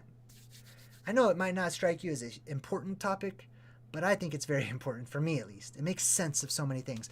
All that water and sand mixing up in the sky, hit by extreme amounts of electrical energy, solidify them, they petrify them, and they create boulders in the sky, which is why boulders look so weird, like coagulated mess that just instantly froze, right? Because they're petrified in the air and float back down, random locations all over the world. Anyway, that's my boulder theory. Where are they going to make the JayDreamerZ movie? I don't know. That would be awesome. I have talked with a guy that makes movies and let him know, like, hey, I will definitely give you my permission to be an advisor on a Plasma Apocalypse movie. That'd be sweet. Jake K27 says, I love sitting down for dinner and seeing this live. Thanks as always. Hey, you're super welcome, Jake. All right, so what happens afterwards, right? Afterwards, the destruction is gone. You will have ruins, just like we have ruins now. You know these ancient ruins? Oh, I want to visit the ancient ruins so I can take a selfie. Hey, it's me in ancient ruins. That's it? It's just ancient ruins? How did it become ruined? What happened? What devastated so many different parts of the world that they're leaving ruins all over the place? It's not like the people just, like their government wasn't working out, and so slowly over time they kind of packed up and just kind of moved because that city sucked and they just left all these ruins behind. I don't think so. That doesn't feel right to me. They're ruined because something ruined them suddenly, quickly, disastrously. They were ruined. That's why they're called ruins. Anyway, so we have ruins everywhere. All right, skyscraper ruins, old city ruins, town ruins, all kinds of stuff. And more land to explore because the oceans will have been removed, whoosh, sucked up into what we call space, outside of the dome that lies under the castle, which is Mount Meru, which is what that Disney thing was. Yeah, the oceans get sucked right up. Now, some of the oceans fall back down. A lot of them in the form of ice. Oh, another thing I should probably tell you that happens too is, remember when I said that world tempest starts to spin, right? Well, if you're at the epicenter, you'll be in the eye of the storm. That's Mount Meru, okay? So you're not going to be blown around and stuff. You're going to be unaffected, all right? So if you want a safe place, that's probably the safest place I could think of. But just like in a tornado, all the stuff that is just outside of the center point, that's going to be the strongest, fastest winds and stuff, and those things are going to get sucked right up. Other things will get sucked up and then be spread out and go back down into this world, okay? Some stuff will leave, some stuff will fall back down in different locations around the world. And it doesn't fall down quickly because, like I said, gravity restores slowly. So all this stuff actually just floats right back down to the ground. That's why I always tell my friends, I'm like, hey, bro, if you do get sucked up, like, look for a car or something, like made of metal, an airplane, a car. I mean, you're probably not going to be able to get into an airplane, but cars, you have a way higher success rate. So get into a car, stay up there, roll up the windows if it has windows or whatever, and you'll be safe from electrical energy because you're inside of a Faraday cage. And that car will float back down, hopefully, if it doesn't get sucked up and out, and hopefully land in a safe area, and you will survive. Boom. That is the time-traveling device that takes you from one world to another world, from one time to another time, to a totally different time. That's why it's always a phone booth, which is a Faraday cage, or a car, which is a Faraday cage, or actual metal in the shape of a circle, which is a Faraday cage that protects these people. And it protects their minds as well, because they don't get struck and docked with by the plasma, or the smaller plasma, larger plasma, whatever. I believe that plasma will seek to actually attach and dock to individuals, chasing them, looking to possess them, essentially, and turn them into thralls or slaves, because they become plasma possessed. And like I said, the stronger spirit wins. So that might be where your tinfoil hat ridiculousness actually comes from, the truth of it all. That might be where the knights in shining armor and why they wear metal all the way around their bodies. I promise you, it's not to fight human beings. No human being is worth decorating your whole body in metal to fight, okay? It's ridiculous. Doesn't make any sense. Like, strategically, that's not a good idea, okay? You'll get whooped if you just wear all metal. Now, if you're fighting a monster, like a huge, gigantic phantazoid, cryptoid, whatever, alien creature that falls down from the sky, and maybe it has an electrical discharge, because a lot of those creatures are said to, just like our sea creatures, the electric eel, right? Dolphins, they seem to be made out of rubber. Like, I can't imagine electricity zapping a dolphin. I just see it being unaffected. But that's just me speculating. Anyway, so the apocalypse happens. The survivors wake up. Many of them wake up with amnesia. They don't remember. They cannot remember. They have no identity whatsoever. Now, where does the amnesia come from, right? Amnesia comes from different places. But all of these things happen at the same time. So it's every worst case scenario all at the same time. Amnesia can happen if you have an overdose of nitrous oxide. Now, nitrous oxide is one of the byproducts that is created during the plasma apocalypse when the hydrogenated plasma smashes down into our nitrogen atmosphere, oxygen and nitrogen in our atmosphere, and then the oxygenated plasma shooting upwards, and there's all these chemical reactions that happen. Anyways, nitrous oxide clouds, I believe, form, and they just blow from city to city, from place to place. And if you get caught in one of those, one, you're gonna laugh ridiculous. You're gonna be super high. Ian, what's up, Ian? Welcome to the Good Vibe Tribe. Ian just regenerated. Anyway, if you hit one of these nitrous oxide clouds, or they hit you, I have a gas mask for just such an occasion. So I'm kind of, like I said, getting ready for that type of thing. But you'll laugh. You'll find a lot of things hilarious.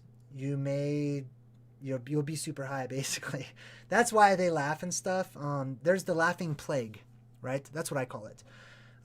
From the Joker, the killer clown who just laughs and stuff when he's dying, to Monty Python and the funniest jokes.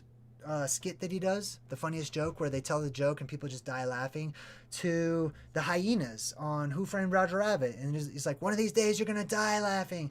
People will not be able to control themselves, and they'll just start giggling and laughing, because that's what nitrous oxide does. It's laughing gas.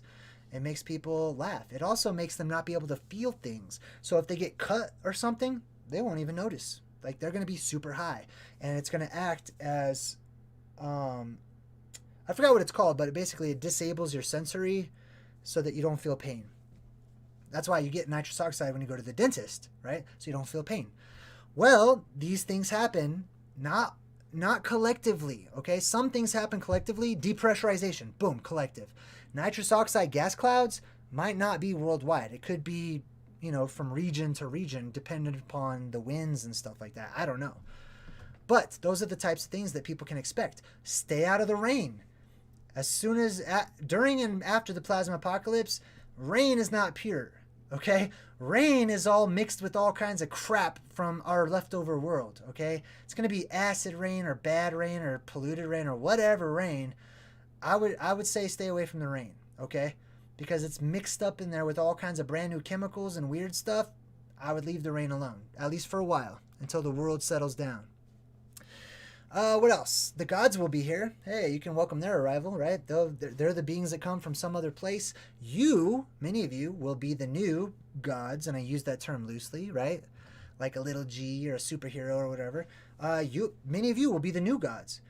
Now, who won't be the gods, right? If the people coming in and the people who just survived are all gods or superheroes or whatever, where's the regular people? Those are the ones that are born into that world.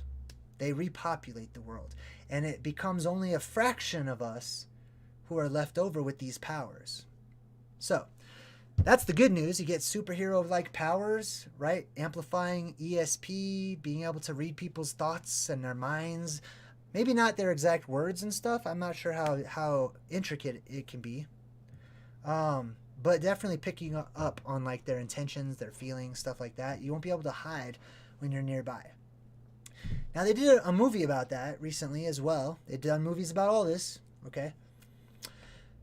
And in this movie, the males on this planet all could read each other's minds. They could hear each other's thoughts super loud. They could not hide any thought. They had to practice trying to like partition their minds so that they like kept it quiet so that other people didn't hear their secrets.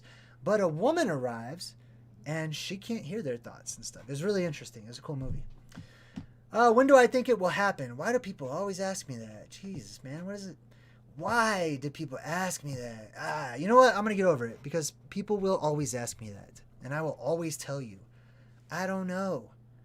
Prepare every year, okay? Anyone that tells you they know exactly when it's going to happen could get lucky. Who the fuck knows? They might get lucky and actually predict the right time.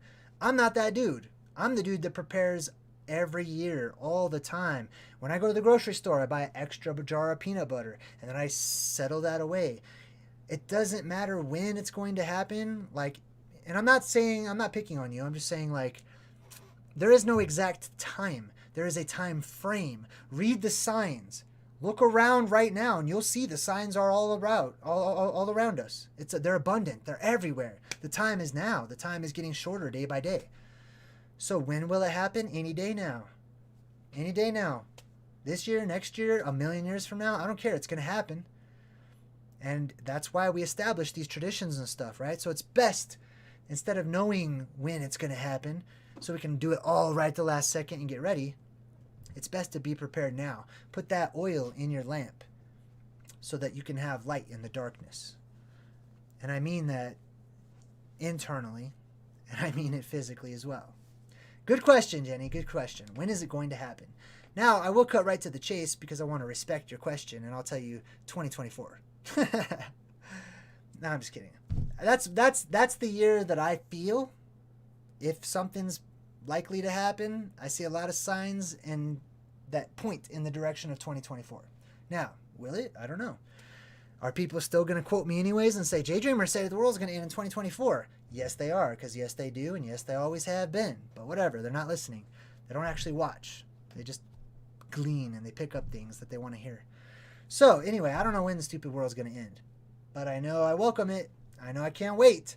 I know it's screwed up and messed up and trash right now. And I can't wait for the cleaning party to come. I'm diming everybody out. Yeah, over there. Yep, all the way down there. Go down that way. Like, nah. I can't wait. I want the world to... I don't want the world to end. I want this way of life to end. And it will. I know it. It's not just some fleeting hope that I have. It's a knowledge based on the past. Based on cycles. Based on how things work time and time again. And I support it. Let it happen. Let it come. Because guess what? I already know. And there's no escaping. And it means a change. And I want a change.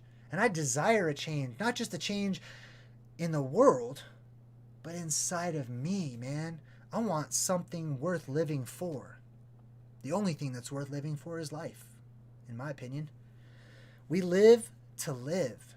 How the hell can you live if there is no fear of death? How can you live if the system that we live in owns you and protects you and feeds you and clothes you and shelters you and everything, and you just have to worship them? That's it. Fuck that. I'm sorry. Excuse my language. This show is not for kids. Whatever. Disclaimer. But fuck that. I'd rather the world end. And I would rather survive. Pure survival. Build fires. Go explore. Salvage the old shit. By the way, I want to talk about that. That stuff that was up in the air falls back down. Or floats. Floats back down. Which means there will be piles upon piles of debris and garbage and junk across the world, all over the place, just piles of junk. Not everywhere, right? It'll be like little piles here and there, just like there's not deserts everywhere. There's little deserts here, deserts there. But there will be piles of debris and leftover crap from our world. And guess what people are going to want to do with those piles? What would you do? You just woke up. Half the people don't have a memory of anything that has happened. The other half see all this debris and leftover stuff from the old world, they're going to go through it. They're going to salvage. They're going to make use of what they can and try to remember how stuff worked. And they're going to try to apply it to a form of mechanics and technology that they do understand, with a limited understanding, with our collective, maybe high school education level that we all have. Aiden is feeling the vibe. Welcome to the Good Vibe Tribe, Aiden. Anyways, this is the garbage dump world that I refer to. This is the part of it where all that stuff falls back down.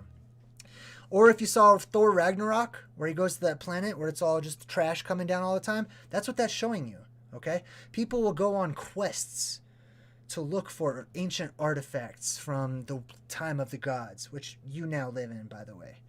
From the time of technology, from the time of tablets of power and shit. Like, people will go on quests to find this stuff because it means a lot of stuff for them. It means protection from monsters. It means, for some people, it means power. I'll be honest. That's what Hitler was doing. Hitler was, he was a trash digger. He was, I'm sorry, but like, he was not a trash digger. How did I want to say that? What's that show where they go around, those two guys, they go and they pay people for like this junk that they have on their farm or whatever, and then they use it for whatever. What is that called? When they go collecting artifacts and weird shit. They're trash diggers basically. But anyways, junk, dumpster diver. I can't remember what it's called. But that's what Hitler was doing. He was looking for trash from the old world, which we call artifacts. Jarvin the Destroyer says, JayDreamerZ, I enjoy your videos, bro. Keep them coming. Right on, man. That is, thank you, Jarvin. That is the steampunk world, by the way. So that's where we get into the Victorian Gothic steampunk kind of rebuilding after the apocalypse comes. We sift through leftover technology. Most of it kind of fizzles out because we can't repiece it together. We can't reverse engineer it. We can't figure it out again. So it loses its effectiveness over time. And it just becomes decoration. People put watches on their hats and all kinds of weird stuff. That is the steampunk era that we always fall back into. And that's why the steampunk era, when people look at it science fictionally or fantastically, it almost seems like it's something that happens in the future, but it has this feel of the past. And that's why. Because it does happen in the future for us today, and we have come from that past. Because that past that we have experienced has turned into today and will lead to the same exact and eventual outcome, which is our technology being scattered around the world in giant junk piles that people go on quests to try to recover. So, what else? Let's see. After the post-apocalyptic world. Oh, I should probably talk about liquefaction. So not only does stuff get sucked up into the sky, but the world, the whole earth is shaking. Boom, earthquakes all over the place. Now, academically speaking, whether or not you knew it, there's more water inside of the earth than there is on the oceans of the earth. So the oceans themselves get sucked up into the sky, right? Leaving mud everywhere, basically. Anywhere there was once ocean, it's now mud, okay? All of our world starts to shake. And all that water inside of our world starts to come to the surface, right? And all the mud starts to come up. And this is where the flooding comes from, some of it. So our world turns into a swamp for a time. We live in Dagobah. We live in the swamp world. All of it. The fire swamps, okay?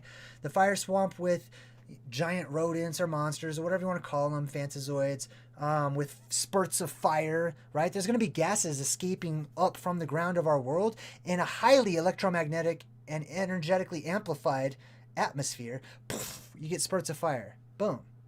That used to be fiction and fantasy and unrealistic. And something that's just entertaining and amusing now might actually become useful for you in the future.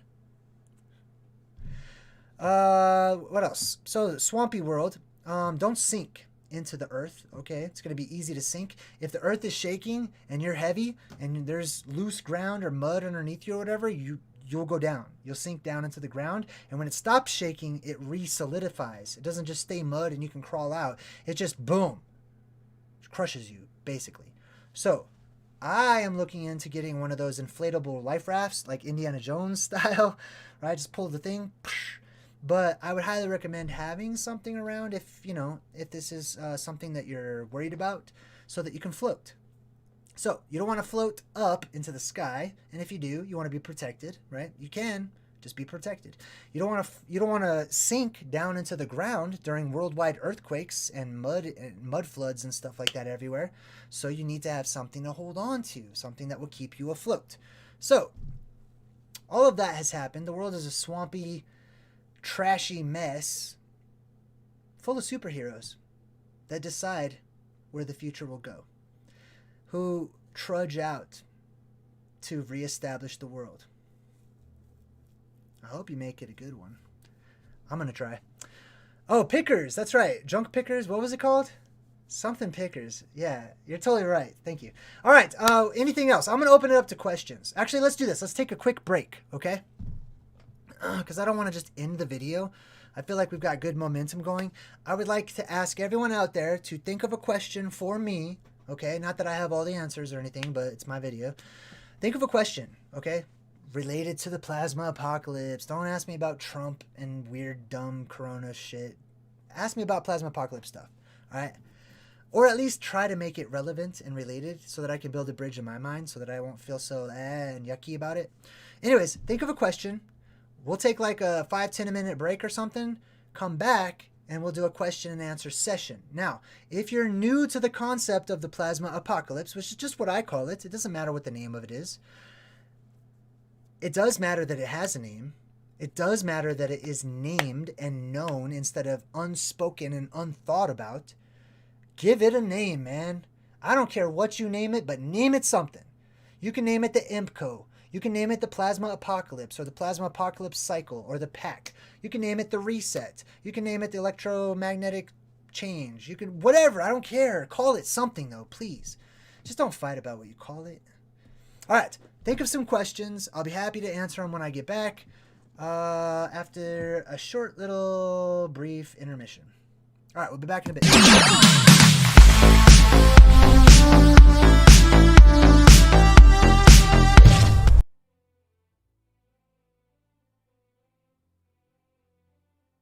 Around the world men's thoughts will fly, quick as the twinkling of an eye, and waters shall great wonders do. Can you guys hear this? Last time this video, I couldn't hear it. Let me know if you can hear it. Thank you. Shall even talk, and in the air men shall be seen in white and black and even green.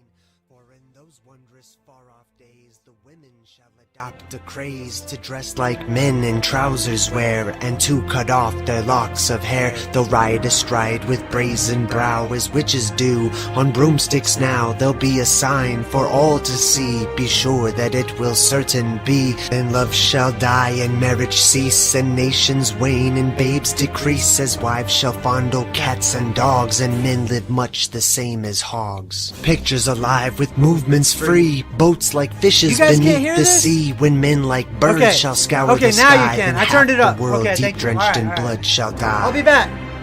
Take a break. Go Then to the half bathroom. the world deep drenched in blood shall die.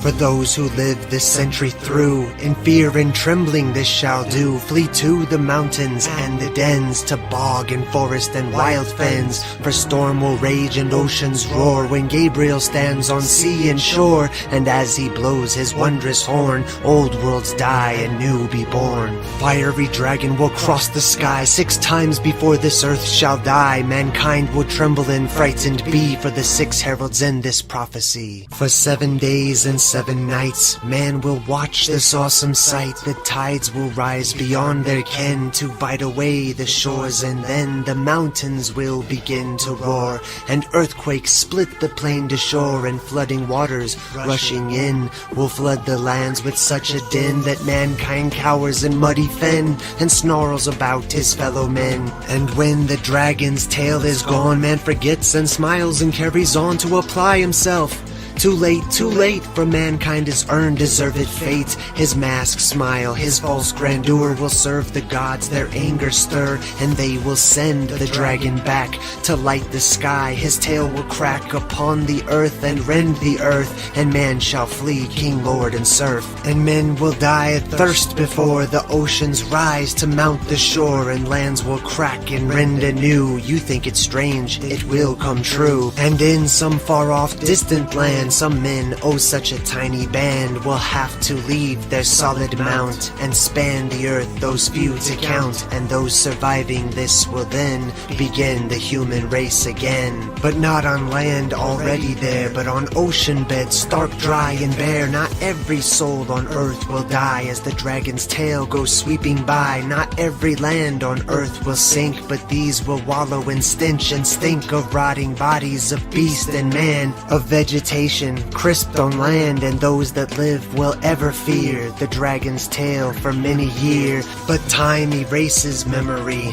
You think it's strange, but it will be. And before the race is built anew, a silver serpent comes to view, and spew out men of like unknown to mingle with the earth, now grown cold from its heat. And these men can enlighten the minds of future man, to intermingle and show them how to live and love, and thus endow the children with the second sight, a natural thing, so that they might grow graceful, humble, and when they do, the golden age will start anew.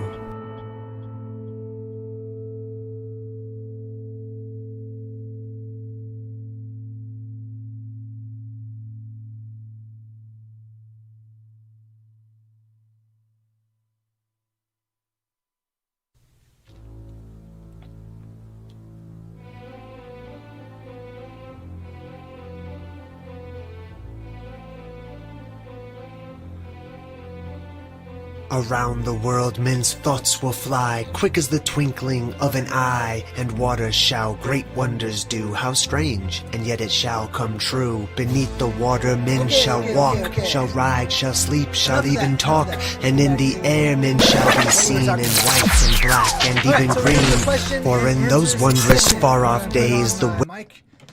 First person I see is OFNS Music, says JayDreamerZ. Do you think that Latin was the international language before the last Great Reset?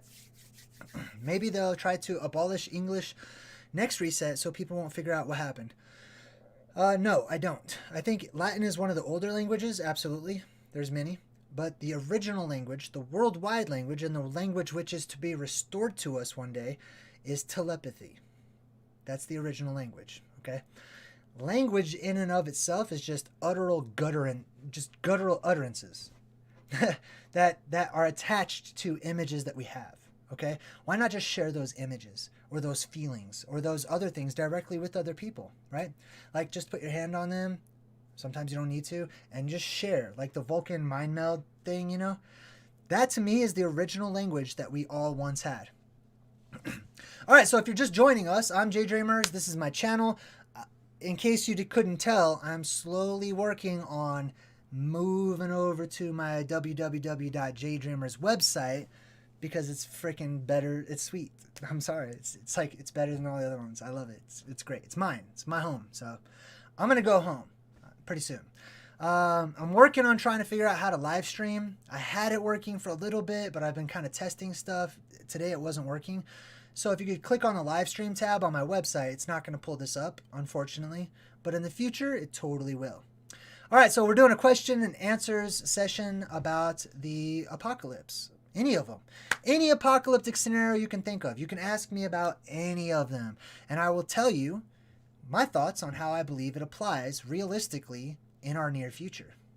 If you want to ask a question, by the way, just type in @JayDreamerZ in the chat. You got to spell it right, JayDream, like dream, and then ERZ. If you do that, it highlights it on my side and I see it. All right, so does anybody...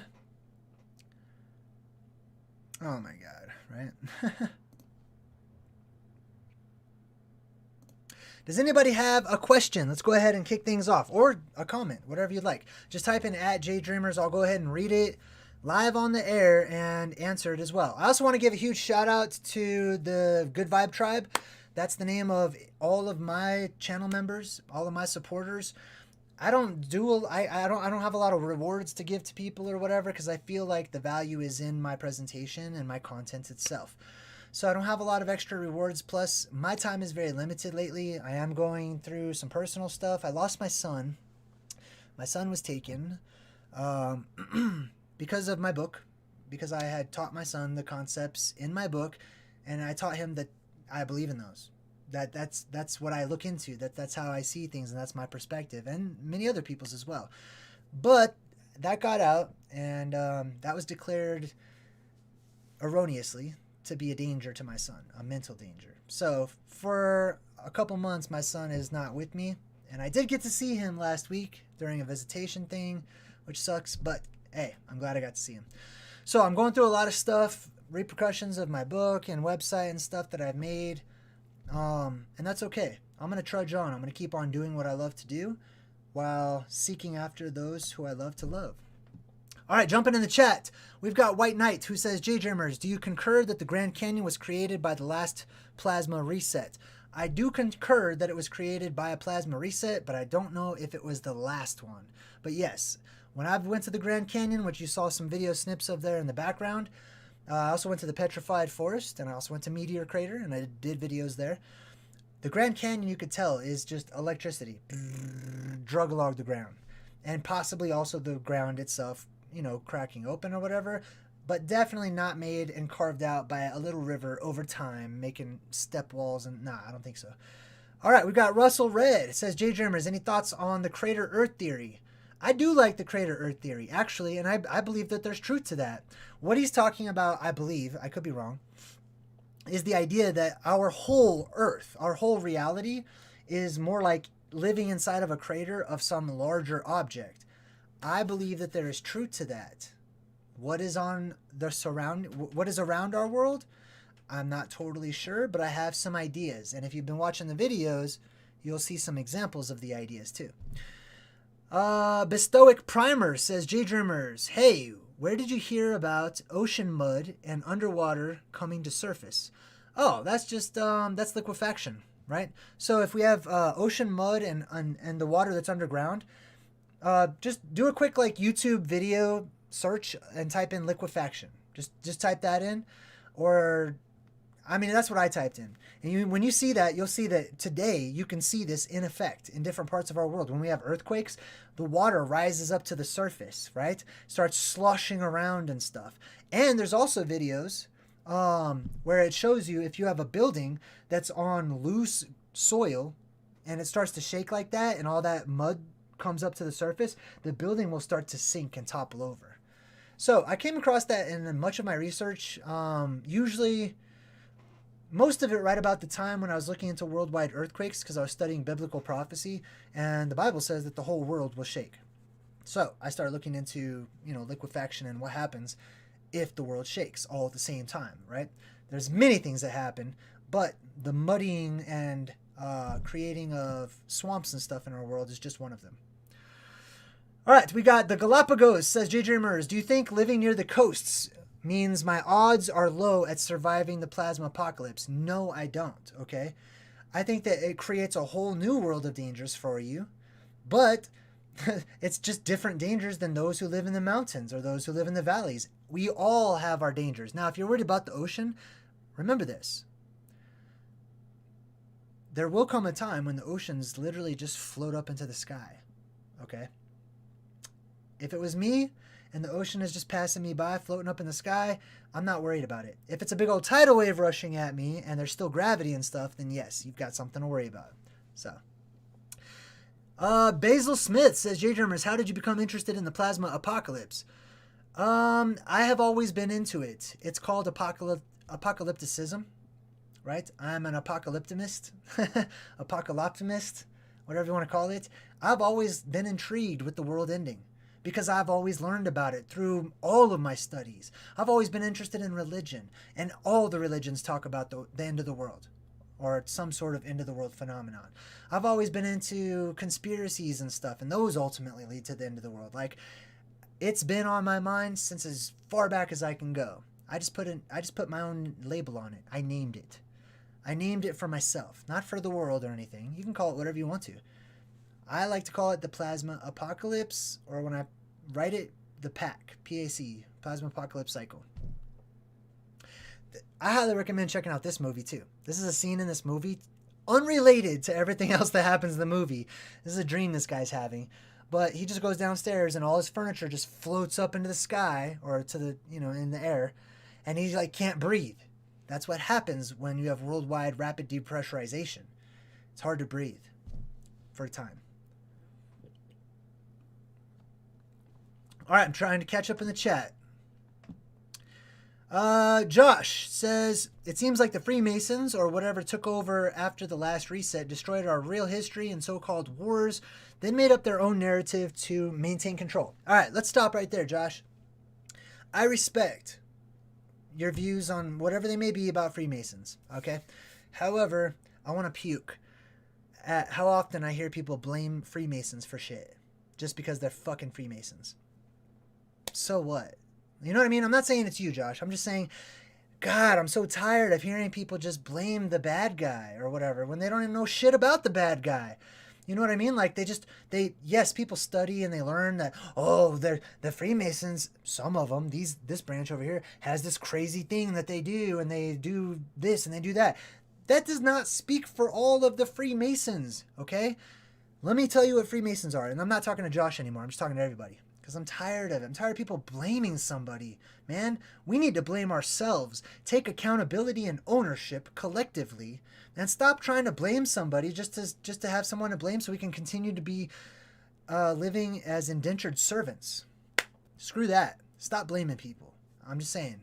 I'm not going to blame anybody. I stopped blaming the Illuminati a long time ago when I realized there are many to the Illuminati. And it's not just bad guys. It's not just evil people. And I did a video about that too. All right, I'm going to skip forward a little bit. Let's get back to the comments here. We got Juniper Berries. Hey, Gayla Harson just regenerated. Check you out. You know what? I have to fix that because the Doctor Who one is supposed to be super rare for people to get. And we've had like 5 so far. Juniper Berry says, JayDreamerZ, this question is regarding amnesia. What causes it? Well, one of the things that causes it is nitrous oxide clouds, right? That can cause it. Sudden shock from a traumatic event can cause and trigger amnesia. Imagine that, right? Hits on the head. I mean, there's all kinds of stuff that can cause amnesia. What is more likely to cause a worldwide amnesia? I would say is the electromagnetic pulse, electrical docking from plasma tentacles or whatever. Safika! Man, you guys are all Doctor Who's. This is blowing my mind. Those are the kind of signs that I pick up on. I'm getting excited. I love it. Anyways, electrical docking, right? Like when you see like whoosh, the face suckers or face huggers or dream crabs or whatever you want to call them, they're just symbolic on television and our pop culture for the plasma docking with you and plasma possessing you, basically. Amnesia. Amnesia can be caused by many things. Worldwide, I would lean towards an electrical event, which is possibly an EMP, or electrical docking when the plasma comes in everywhere and seeks out mankind, which is why you are ordered to stay indoors. If you read the book of Exodus and other books, go inside, shut the doors. Plasma can't go through physical objects. So if you're outside, you're a prime target. If you're inside of something that's physical, plasma cannot get you. Boom. No matter what. It could be made out of wood. You know, it might burn it, but anyway. And then the other thing was, I lean towards nitrous oxide as well. I don't know. Shock, nitrous oxide. I mean, there's all kinds of things it could be, but those are my ideas. All right, let's jump back in the chat. We've got Lake House says, JayDreamerZ is just all to explore this landscape over time. And JayDreamerZ is just to explore the landscape. Okay, cool. I'm totally going to explore the landscape. White Knight says, I have off-limits pictures of crater Earth from NASA. Oh, wow, okay.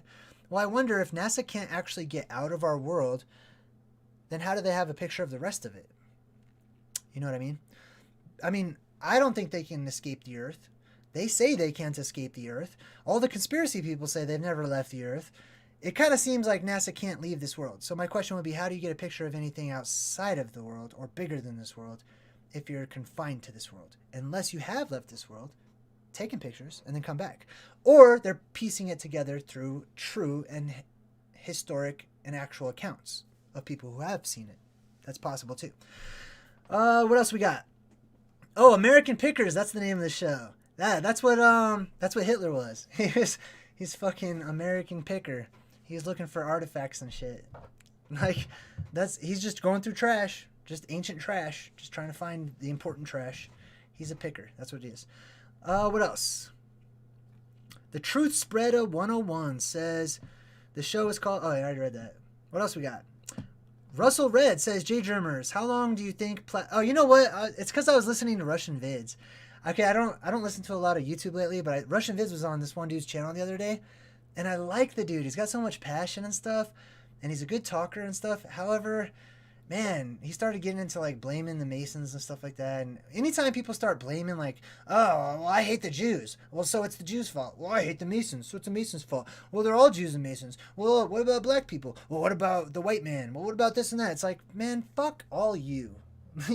You are all missing the point, bro. Seriously. Anyways, that just irritates me. Which, by the way, I'm sorry. I had to remove my drunken video I did. What was that, like a week or two ago? I had to remove it because of what I'm going through with my son. You know, I can't have potentially negative things out there, even though it was a sweet rant. Whew! It was a good rant, man. Just until the end. Then until the end, you know, I started getting a little too bold saying some stuff, so I had to take that one down and make it private, but maybe someday, you know, you guys will see it again. All right, jumping back into the chat. What we're doing right now is we're just kind of doing a after show, after party, after whatever. And I'm taking questions. So if you're in the chat, feel free to type in @JayDreamerZ, and I will read your stuff live on the air before we sign off. All right, White Knight says, have you ever researched the chronoscope? Crazy suppressed tech. That kind of sounds like that device in... what was that movie where the people have little animal sidekicks or whatever? And the polar bears had armor, and the fucking one polar bear hit the other polar bear's jaw. I think that was called the Chrono something too. No, I've never heard of it. I'm just going to be honest. Russell Red says, JayDreamerZ, what are your thoughts on the movie Starfish 2019? I don't know. I haven't seen it. Or it doesn't come to mind. You can watch it on Amazon Prime. It's got some monsters in there. Okay, would love to hear your thoughts on this film. Okay, I will keep that in mind. And I'm going to be honest. A lot of the movies I have watched in the last year are mainly because you guys recommended them, okay? I might not always do a movie breakdown about your recommendation or whatever, but I watch a lot of movies because I've seen them all. And I'm always looking for new stuff. Oh my God, that reminds me. Okay, I saw this one movie. Damn, I can't remember the name of it at all. I suck at that. Anyways, but there's one movie that was about worldwide plasma possession. And I guess there's a bunch of them like that, but this one was great, man. Oh, it's so amazing.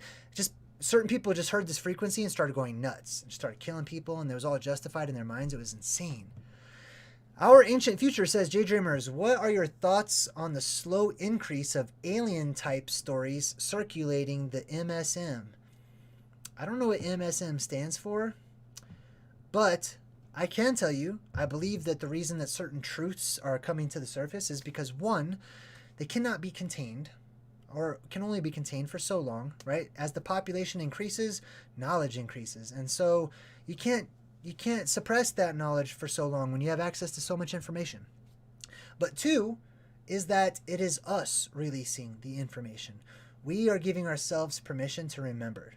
And we do it collectively on a worldwide scale in different forms here and there. And those forms are the type that each one in those regions needs. So, that's my thoughts on that. Aliens. There are aliens, right?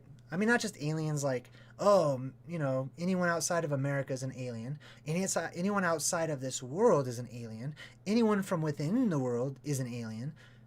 Yes, I mean, aliens are a fact. Like, we have them accepted as a fact. Now, what about aliens from other worlds and stuff? Well, if it's a marble universe of little marbles bouncing off each other and spinning around each other and stuff, then yeah, it's hard to imagine anything leaving the spinning craziness of out there in academic space and landing here purposefully, like, Jesus, I'm dizzy just thinking about it.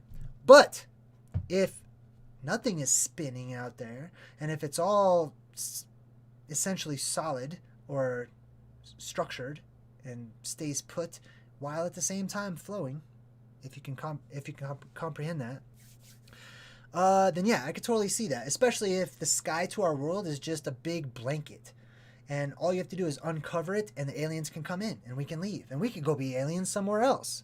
You're an alien. Like, all you have to do is leave and boom, you're an alien.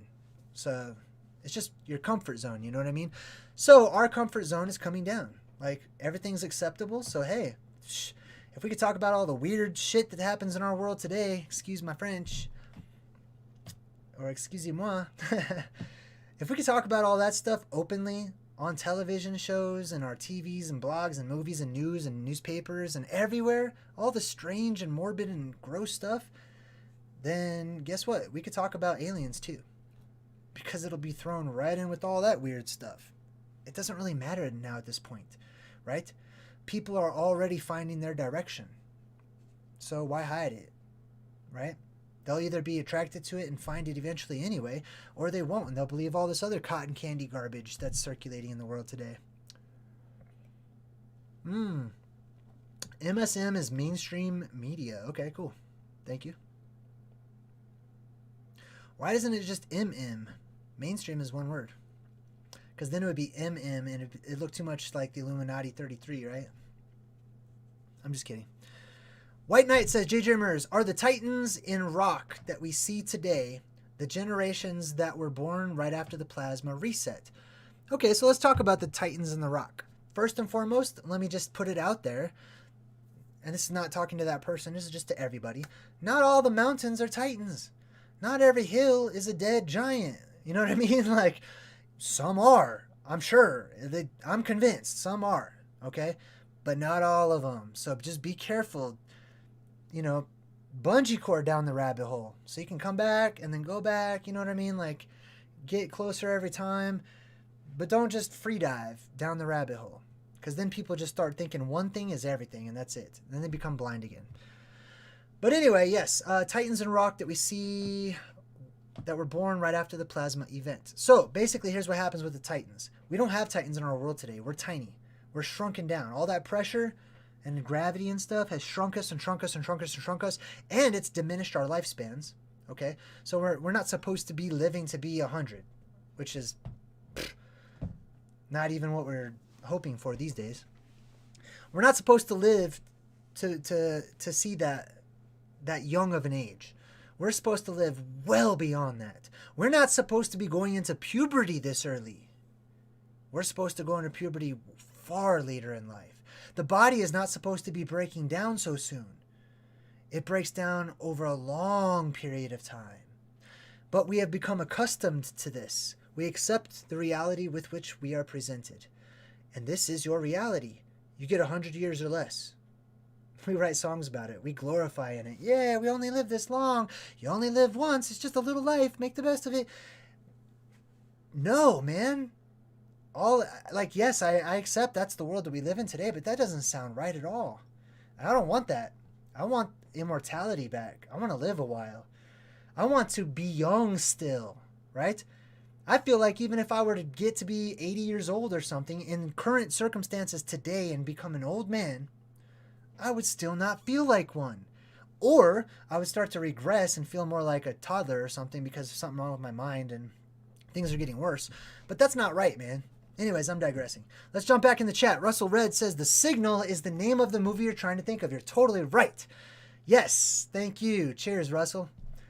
So it's a movie called The Signal, right? They hear the signal or whatever, whoever's watching TV or the radio or whatever, listening to the radio, they hear the signal and they legitimately start killing random people however they see it justified in their minds. Not everybody, just whoever they see it being justified.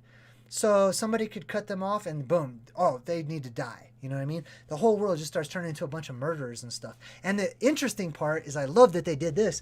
They threw in a guy that recognized that everyone's losing their mind because they have the crazy, right?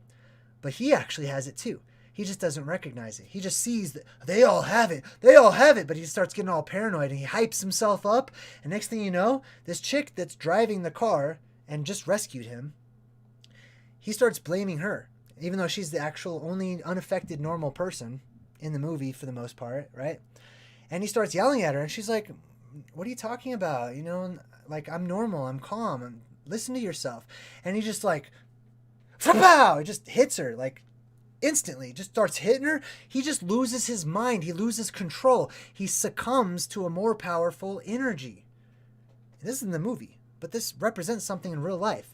They sang about it. The Doors did, right? When they sang Rider on a Storm. They said, Rider on a Storm. Like, the storm is the Tempest, okay? The rider is the one who comes in or goes out on the Tempest. Into this house we're born. This is this world. This is the house. Into this world we're thrown like a dog without a bone. And then what was this part I'm getting at? Damn, what's that verse? Now I'm forgetting it. But he's like, there's a killer on the road. There's a killer on the road. His brain is squirming like a toad. He's plasma possessed. Take a long holiday. Let your children play. Anyways, it's in the music. It's in the TV shows. It's in our pop culture. Does anybody have any other questions? You got to type in at JayDreamerZ. I do see Let Shown Bob Oi says, Jay, is the moon a plasma? Okay, well, that is actually a legitimate question. It's a deep question to answer. So I'll give you the simple version. The moon you see is not really the actual moon. The moon you see in the sky is just a reflection, if you will, of what is on the other side of the sky that is hidden in darkness by what we look up at and call space, which is not. It's just a barrier over our world, which I believe is ice. Okay, it's an ice barrier. And you can't see through it. But because of optics, it creates an image, and we can see what's on the other side, at least an image of it, and that's why you always see the same side of the moon. That is the top of that world over there. Just as their moon is our top of our world that faces them. I forgot where I was going with that. Is the moon plasma? Yes. So the image you see in the sky, boom, plasma. It's light. It's plasma. It's electromagnetic. It's a mirage. It's whatever you want to call it. It's not. You could go right through it. If you went up to the actual moon in the sky, poof, you'd go right through it. Can't land on that. Okay, it's a hologram, if you want to call it that. It is an image. It's a real image of something that is real on the other side. And if you look up optics and how a convex lens works, you'll find this. You know, that it creates real images, false images, depending on the lens type and how far away and close it is and stuff. So that moon you see is plasma. The moon you don't see is the dome of their world. Or the other moons, the other worlds, etc., and so on and so forth. All right, I'm going to wrap things up. I don't see too many more questions in here, so if you want to keep the video going, you got to ask a question. Otherwise, I just get bored and I just wrap things up. All right, the Truth Spreader 101 says, JayDreamerZ, I am guilty of blaming certain societies, but what society would you say is genuinely the most corrupt? I don't know, man. I don't know all of them. Like, why would I even do that? You know what I mean? Like, who cares about who's the most corrupt? Any corrupt is bad. Like, any corruption whatsoever, for me, is I hate. I can't stand it. It's terrible. I want it gone. It's the bad guy. So I don't do small amounts of corruption versus large amounts of corruptions. And, these ones rape babies, but these ones over here only steal from people. Like, fuck that. They're both bad in my book. Like, I don't like it. So that's kind of where I draw my line and my little experience that I'm having or whatever. But I don't care which organization is more corrupt, you know? If it's the Scottish Rite or the Irish or the African American tribal this and that, or the European government, European Union, you know what I mean? Like, I don't care at all what their goings on are, or why am I talking like that? I don't care what's going on with them, okay? I'm not a part of them. I'm not in on their whatever they do. And honestly, I feel like I tap into more information than most of them probably even have just by tuning in to myself. just by tuning into the world, just by listening, just by opening up my eyes and my feelings and reading the signs and the omens, you know what I mean? I don't care about those organizations. I can tell you this much. Just because they are an organization doesn't mean they're bad. Think about this. When you survive the plasma apocalypse, you're going to have a family at some point in time. That family is going to grow. Now let's add an extended lifespan to that. Let's say you live to be 1,000 years old. How large do you think your family is going to grow to be? And at what lengths are you going to go to protect that family and to share those secrets that some people could use against other people for their power, for their protection, for their enslavement? This is how those societies get together. Everything starts with family. You will institute your own rules with your family, as will others, as will I. You will have your own little tribe. You will have your own little community, your own gatherings, your own cities, your own this and that. And you're going to have your own feelings and your own moral standards and stuff. So I'm not trying to judge those other peoples just because they do things differently or they're weird or they do bad things or they hurt people or they steal or whatever. I don't care. People do that everywhere. Okay, they do it everywhere. Every level of society, from churches to frickin' Walmart to your, people's houses out there. Like, they do it at all levels. So stop pointing fingers at other people and saying, ooh, look at them. Like, they believe in this and they practice this and that. Like, I don't care, honestly. Like, me personally, I don't feel like that's important to share with people at all. Like, yeah, sharing it, like, yes, there are other families, there are other tribes out there and they believe in some weird stuff. Keep that in mind so we can be better prepared for it when we encounter them, but let's focus on what we believe in. So that's where I'm going with that. White Knight says, why do you think the Vatican has the sundial in the square? Getting back to time speeding up. Yeah, they're keeping track of time. For sure. That's absolutely one of the things that I believe. That's why sundials are so important, because people keep track of time, the passage of time, and the lengths of those shadows. Because they know when they see these changes, like they're set, right, after a time. And then when they see them start to speed up and start to look and act differently, that's when they start preparing. That's when they start spreading their message and saying to their elite, hey, it's a good time to get ready. You need to start packing up, in whatever code language they talk in. Isotech says, JayDreamerZ, like in a video game, the moon is the map guide of our world. Well, I think everything's fractal, so everything to me is the map guide of everything else. But yeah, I would say the moon is totally included in that. Now, is the moon an actual map of the world, like where the craters and stuff? I'm not super convinced about that, just because of my own research into what the moon actually is. And I believe those craters are created from electromagnetics and stuff. And I've seen the videos. They're not compelling to me. I think there's some truth to it, but I'm not compelled to say that, like, oh, the moon is a map of fucking our world and many others. You know what I mean? Like, that's a sweet idea. I love that thinking because it's outside of the box. But I don't devote myself to any one particular thought. I just glean and learn from all of them. What else? Russell Red says, JayDreamerZ, what do you think the plasma event timeline will look like? I totally just went over that this whole video. Will it take place over a matter of hours, days? Oh, you're talking about the actual thing? It's like 7 to 12 days, right? Like the actual catastrophe, the Christmas Day catastrophe, whatever you want to call it, the 4th of July catastrophe, about 7 to 12 days, I would say. I would say, if I break it down, I'd say about approximately, according to my research thus far, 3 days of darkness, approximately, 30 minutes of weightlessness, approximately,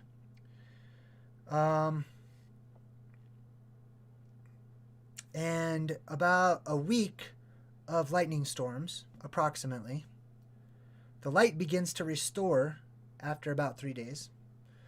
And yeah, that's about it. I guess that would be my timeline. All right, good question. Xenatron says, just curious if you think that plasma might be intelligent or conscious. Yes, absolutely, it is. That's what it is. It's intelligence and consciousness, I believe, okay? Plasma is spirit. It's spirit-like. It reminds us of ourselves. We're intrigued with it. Like, I see myself when I look at actual plasma. I have a plasma ball right here next to me. Like, I call them my pretties. That's my pet. I pet my plasma ball. and it loves it. It gets excited, just as a dog does with its plasma inside of it when I stroke its fur or whatever. Like the electrical energy is excited to dock with something else that it's attracted to. I recognize that, and I see that in myself and in you and in other things. So yeah, absolutely. Where will I find gold? Bro, you got to read the Bible, man. It's like in the first chapter, I think. Let's see, what else? Is the actual sun the core of the earth? No, there is no actual sun. There's not just a sun. There's many suns. Okay? Every realm has at least one sun, maybe more. Right? So there's no actual sun. That sun you see up there, that actually is the sun. Okay, it's not fake. It's not a flashlight or whatever. Like it's the light in the sky, which we call the sun. What is the sun? Is it what academics teaches, which is a ball of gas out in a giant infinite vacuum that doesn't just snuff it out and make it disappear? That's up to you to believe. But there is something up there in the sky that's a giant light. It's a skylight, and then we call that light the sun. That's that sun. There's another one inside of our world. There's another one probably below our world. There's another one probably on the other side of our world. There's other ones inside of those realms, etc., and so on and so forth. William Holder says, I have found tree trunks burned from the inside out from frequency plasma fires. JayDreamerZ, do you know anything about plasma fires? I know plasma can set fire, if that's what you're asking. Yes. Also, spontaneous combustion. That's basically, I think, what you're probably kind of referring to, right? That's where that comes from. I used to be legitimately afraid of being spontaneously combusted. I saw some show. What was that show? It was one of those creepy shows or whatever. I don't know what it was. It was old. But they showed some dude that spontaneously combusted, and I'm like, that can happen to me. I don't want to. Am I getting too hot? I don't want to get too hot. I used to be afraid of spontaneously combusting. But yes, that can happen actually. And that's because of the electromagnetic flow of the electricity in our world, the invisible currents and stuff. That's how you create lightning, which can explode stuff, right? There's a current on the ground, and there's a current in the sky, and they meet. Boom. There's currents everywhere. And there's anomalies to those currents. And where you find those anomalies, you can find spontaneous combustion. Where is the Ark of the Covenant? Well, I don't know. It sounds like you're talking about the one in the Bible. I don't care about the one in the Bible. I don't care about an actual suitcase full of sand and artifacts and shit. I don't care about that. Okay? That's just old world junk that I don't care about. Okay? There's many copies of the Bible and the Ten Commandments and stuff readily available. I don't need to go searching for the Ark of the Covenant, some lost suitcase to find it. Now, the real Ark and the real promise and the covenant that is made by establishing the Ark or the rainbow or whatever you want to call it is what I'm interested in. So, that's where I stand on that. Why do they spray our sky? Probably to make clouds. Seems like the simplest answer. Now, why do they want clouds? That's your next question. Josh says, JayDreamerZ, how long do you think we need oxygen for? Oh, that's a good question. The thing I'm most afraid of is the laughing gas or just passing out from lack of oxygen. That's legitimate. That's understandable. I think you always need oxygen, last time I checked. So you can't go without oxygen for too long, okay? You can have a little bit of oxygen. You could still survive off of a little, okay? Your time gets shorter and shorter. However, there's going to be so many factors that are playing into our world. Remember, like I said, there will be a period of no death, a time, which could be that 3 to 7 day marker, or it could extend beyond that. I don't know. So even if you do pass out from NO2 or nitrous oxide, NO, you'll wake up, buddy. If I'm right about what I'm saying, you'll wake up. You're not going to pass out and die or anything. You might wake up with crazy amnesia, but you'll wake up because you can't die during that time. Also, I have some of my preparations. I have little canisters of oxygen. You know, like you can go buy them at the store for when you're hiking or whatever. Like I have some of those stored away. I know some people are like, they're made of metal. You're going to blow up because of the metal or whatever. Like, bro, there's metal everywhere. There's metal in your body. There's metal all over the place. Not just because something's made out of metal, it's gonna get destroyed by electricity. Is it more inclined to? Yes, it is. So, protect it. Be wise. What else we got? Juniper Berry says, JayDreamerZ, for energy-sensitive people, are there things we might feel that would give us a warning ahead of most people? Yes, that's just your intuition. Absolutely. Listen to your feelings. Listen to your intuition. Listen to your gut. And balance it with your reasoning ability. What else? White Knight says, JayDreamerZ, do you think the Earth may be in districts, with us being the innermost ring, then out second district, etc., etc.? Yes, I do actually. Let me tell you why. Because I believe there's more than one dome, or more than one sky, whatever you want to call it, okay? So I believe there's our inner dome, which is a remnant of the old world, okay? That's the old sky, right? Because it's got a hole in it still. Then you've got the new outer dome, which does not have a hole in it. That hole in the middle is from the last plasma apocalypse in the first inner dome. And because of that hole, light refracts. Light acts weird when it hits that hole in the inner dome after bouncing off of the outer dome. And that's what gives us our moon phases. That's what you're looking at. That's why the moon is also perfectly round like that, because it's probably, it might look a little different, but we're just seeing a little cutout. And then there's like this shadow and the light starts to bend and act differently. And I believe that's because of the inner hole in the inner dome. My point is, if you have a dome of ice acting as the sky that goes down, then you have another one around it, then you will naturally have spaces in between all the way around.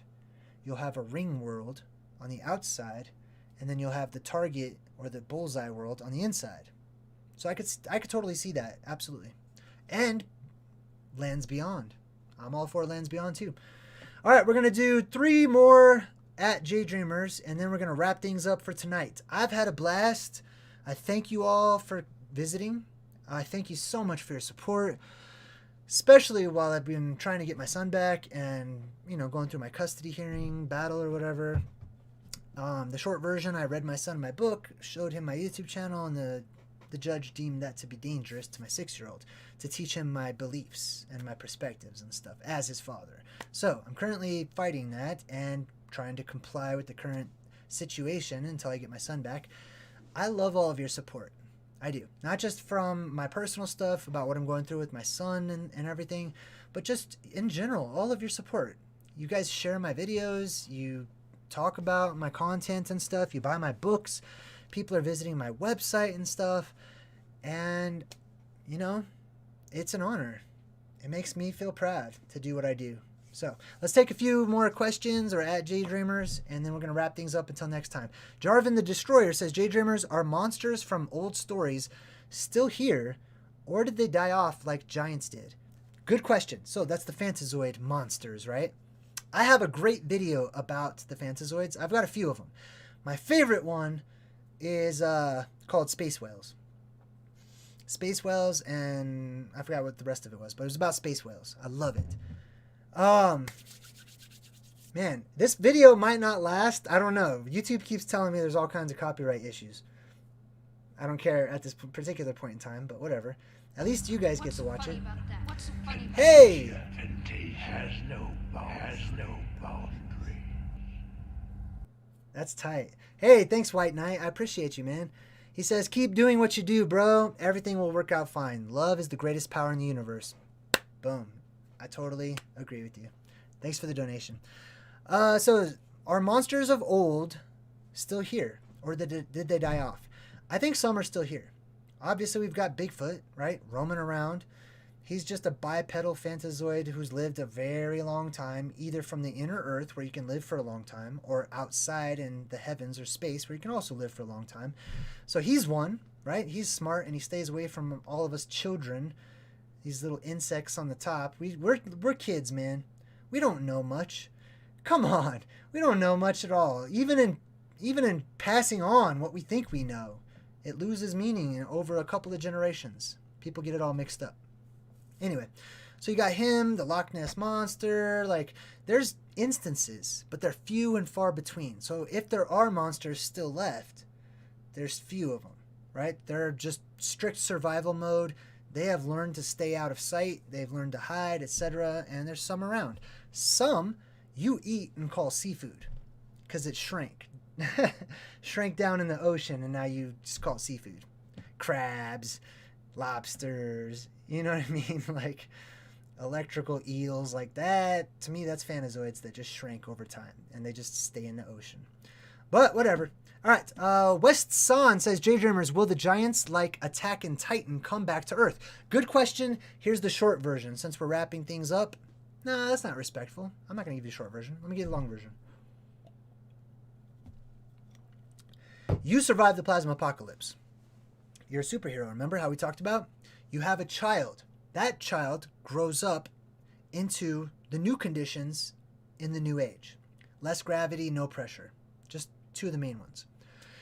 That child is unrestricted and starts to get bigger and bigger and bigger, right? Fresh oxygen intake, less gravitational pull, everything. It starts to get bigger. Just like if you put a goldfish in a bigger tank, it gets bigger, right? So, same thing with us and our progeny, our children that we have. They all start growing bigger into giants. Now, they will only be giants to us, but to them, they'll just be normal sized. Now, some of them will have children that will grow into titans as well. I absolutely believe that it is a part of the cycle that people debate about what to eat, right? When you're in the post-apocalyptic world, you will run into cannibals. It's unavoidable. Some people out there are just that lazy. Like, I'm sorry. Yes, you can totally survive by eating me. You could. But damn, that's lazy.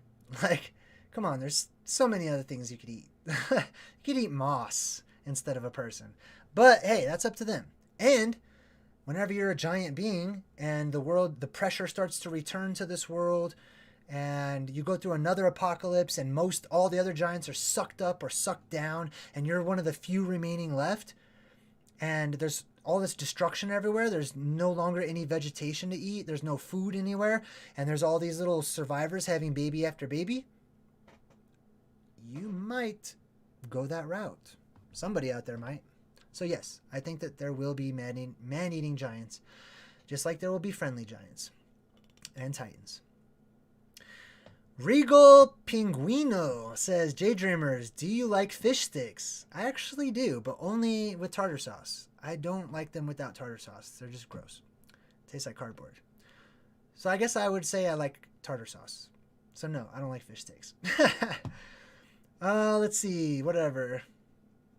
Amanda Hug and Kiss says, JayDreamerZ, my grandfather has 8 kids with 2 women. You might have 7 more beautiful children with fantastic women.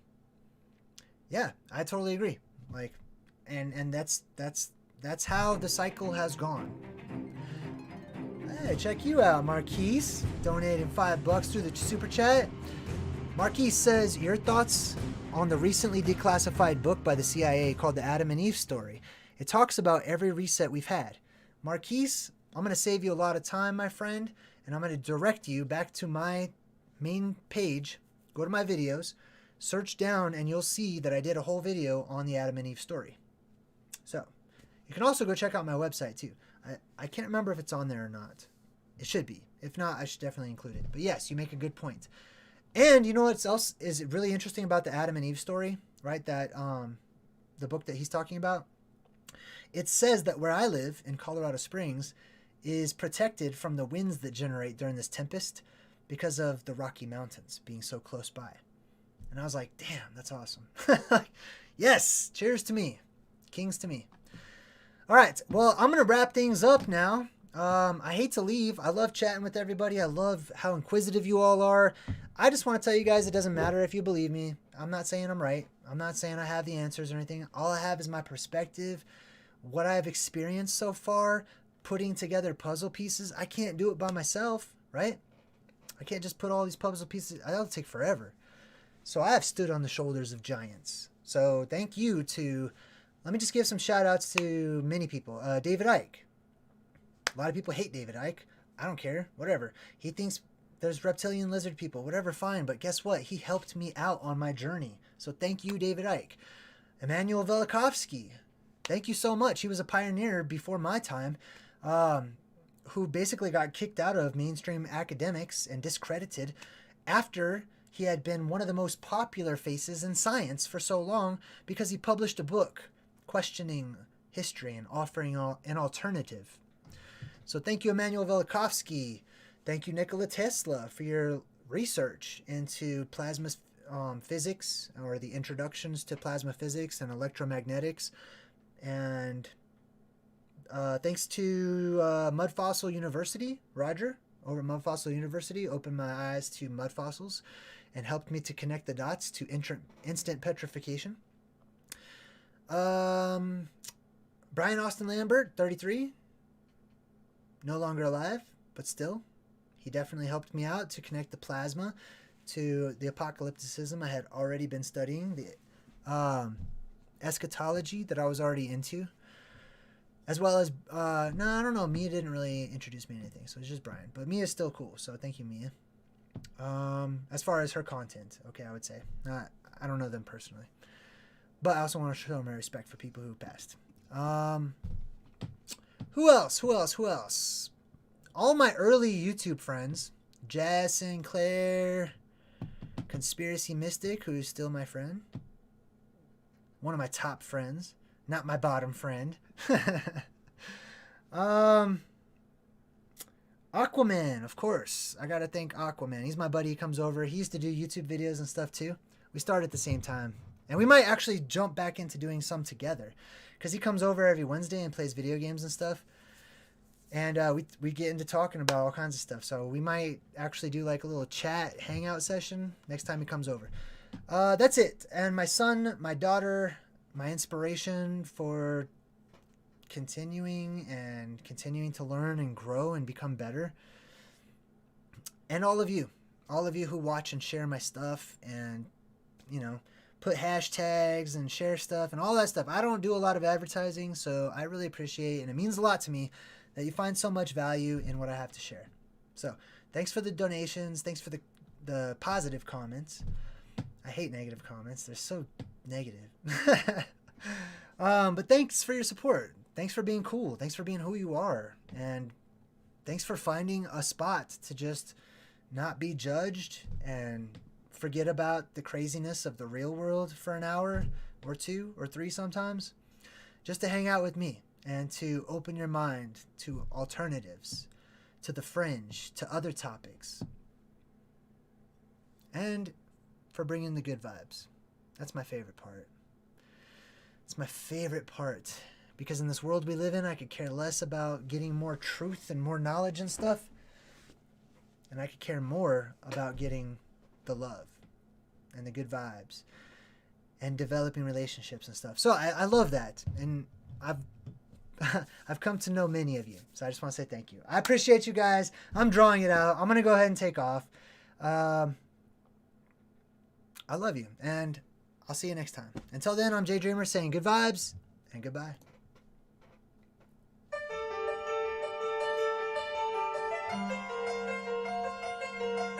I'm heading for some place that ain't in a dream. I'm heading where no mortal man's ever been. And you may never see my face again.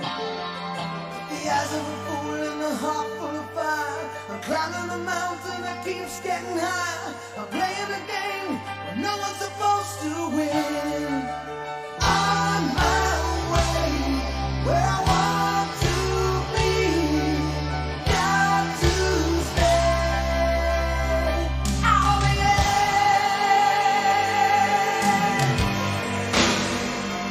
Oh yeah.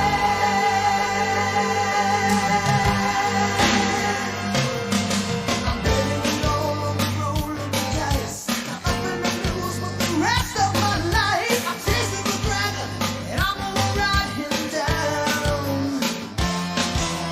All around in the faster I go, in the faces I've never seen here before. I know this is it. It's too late to turn.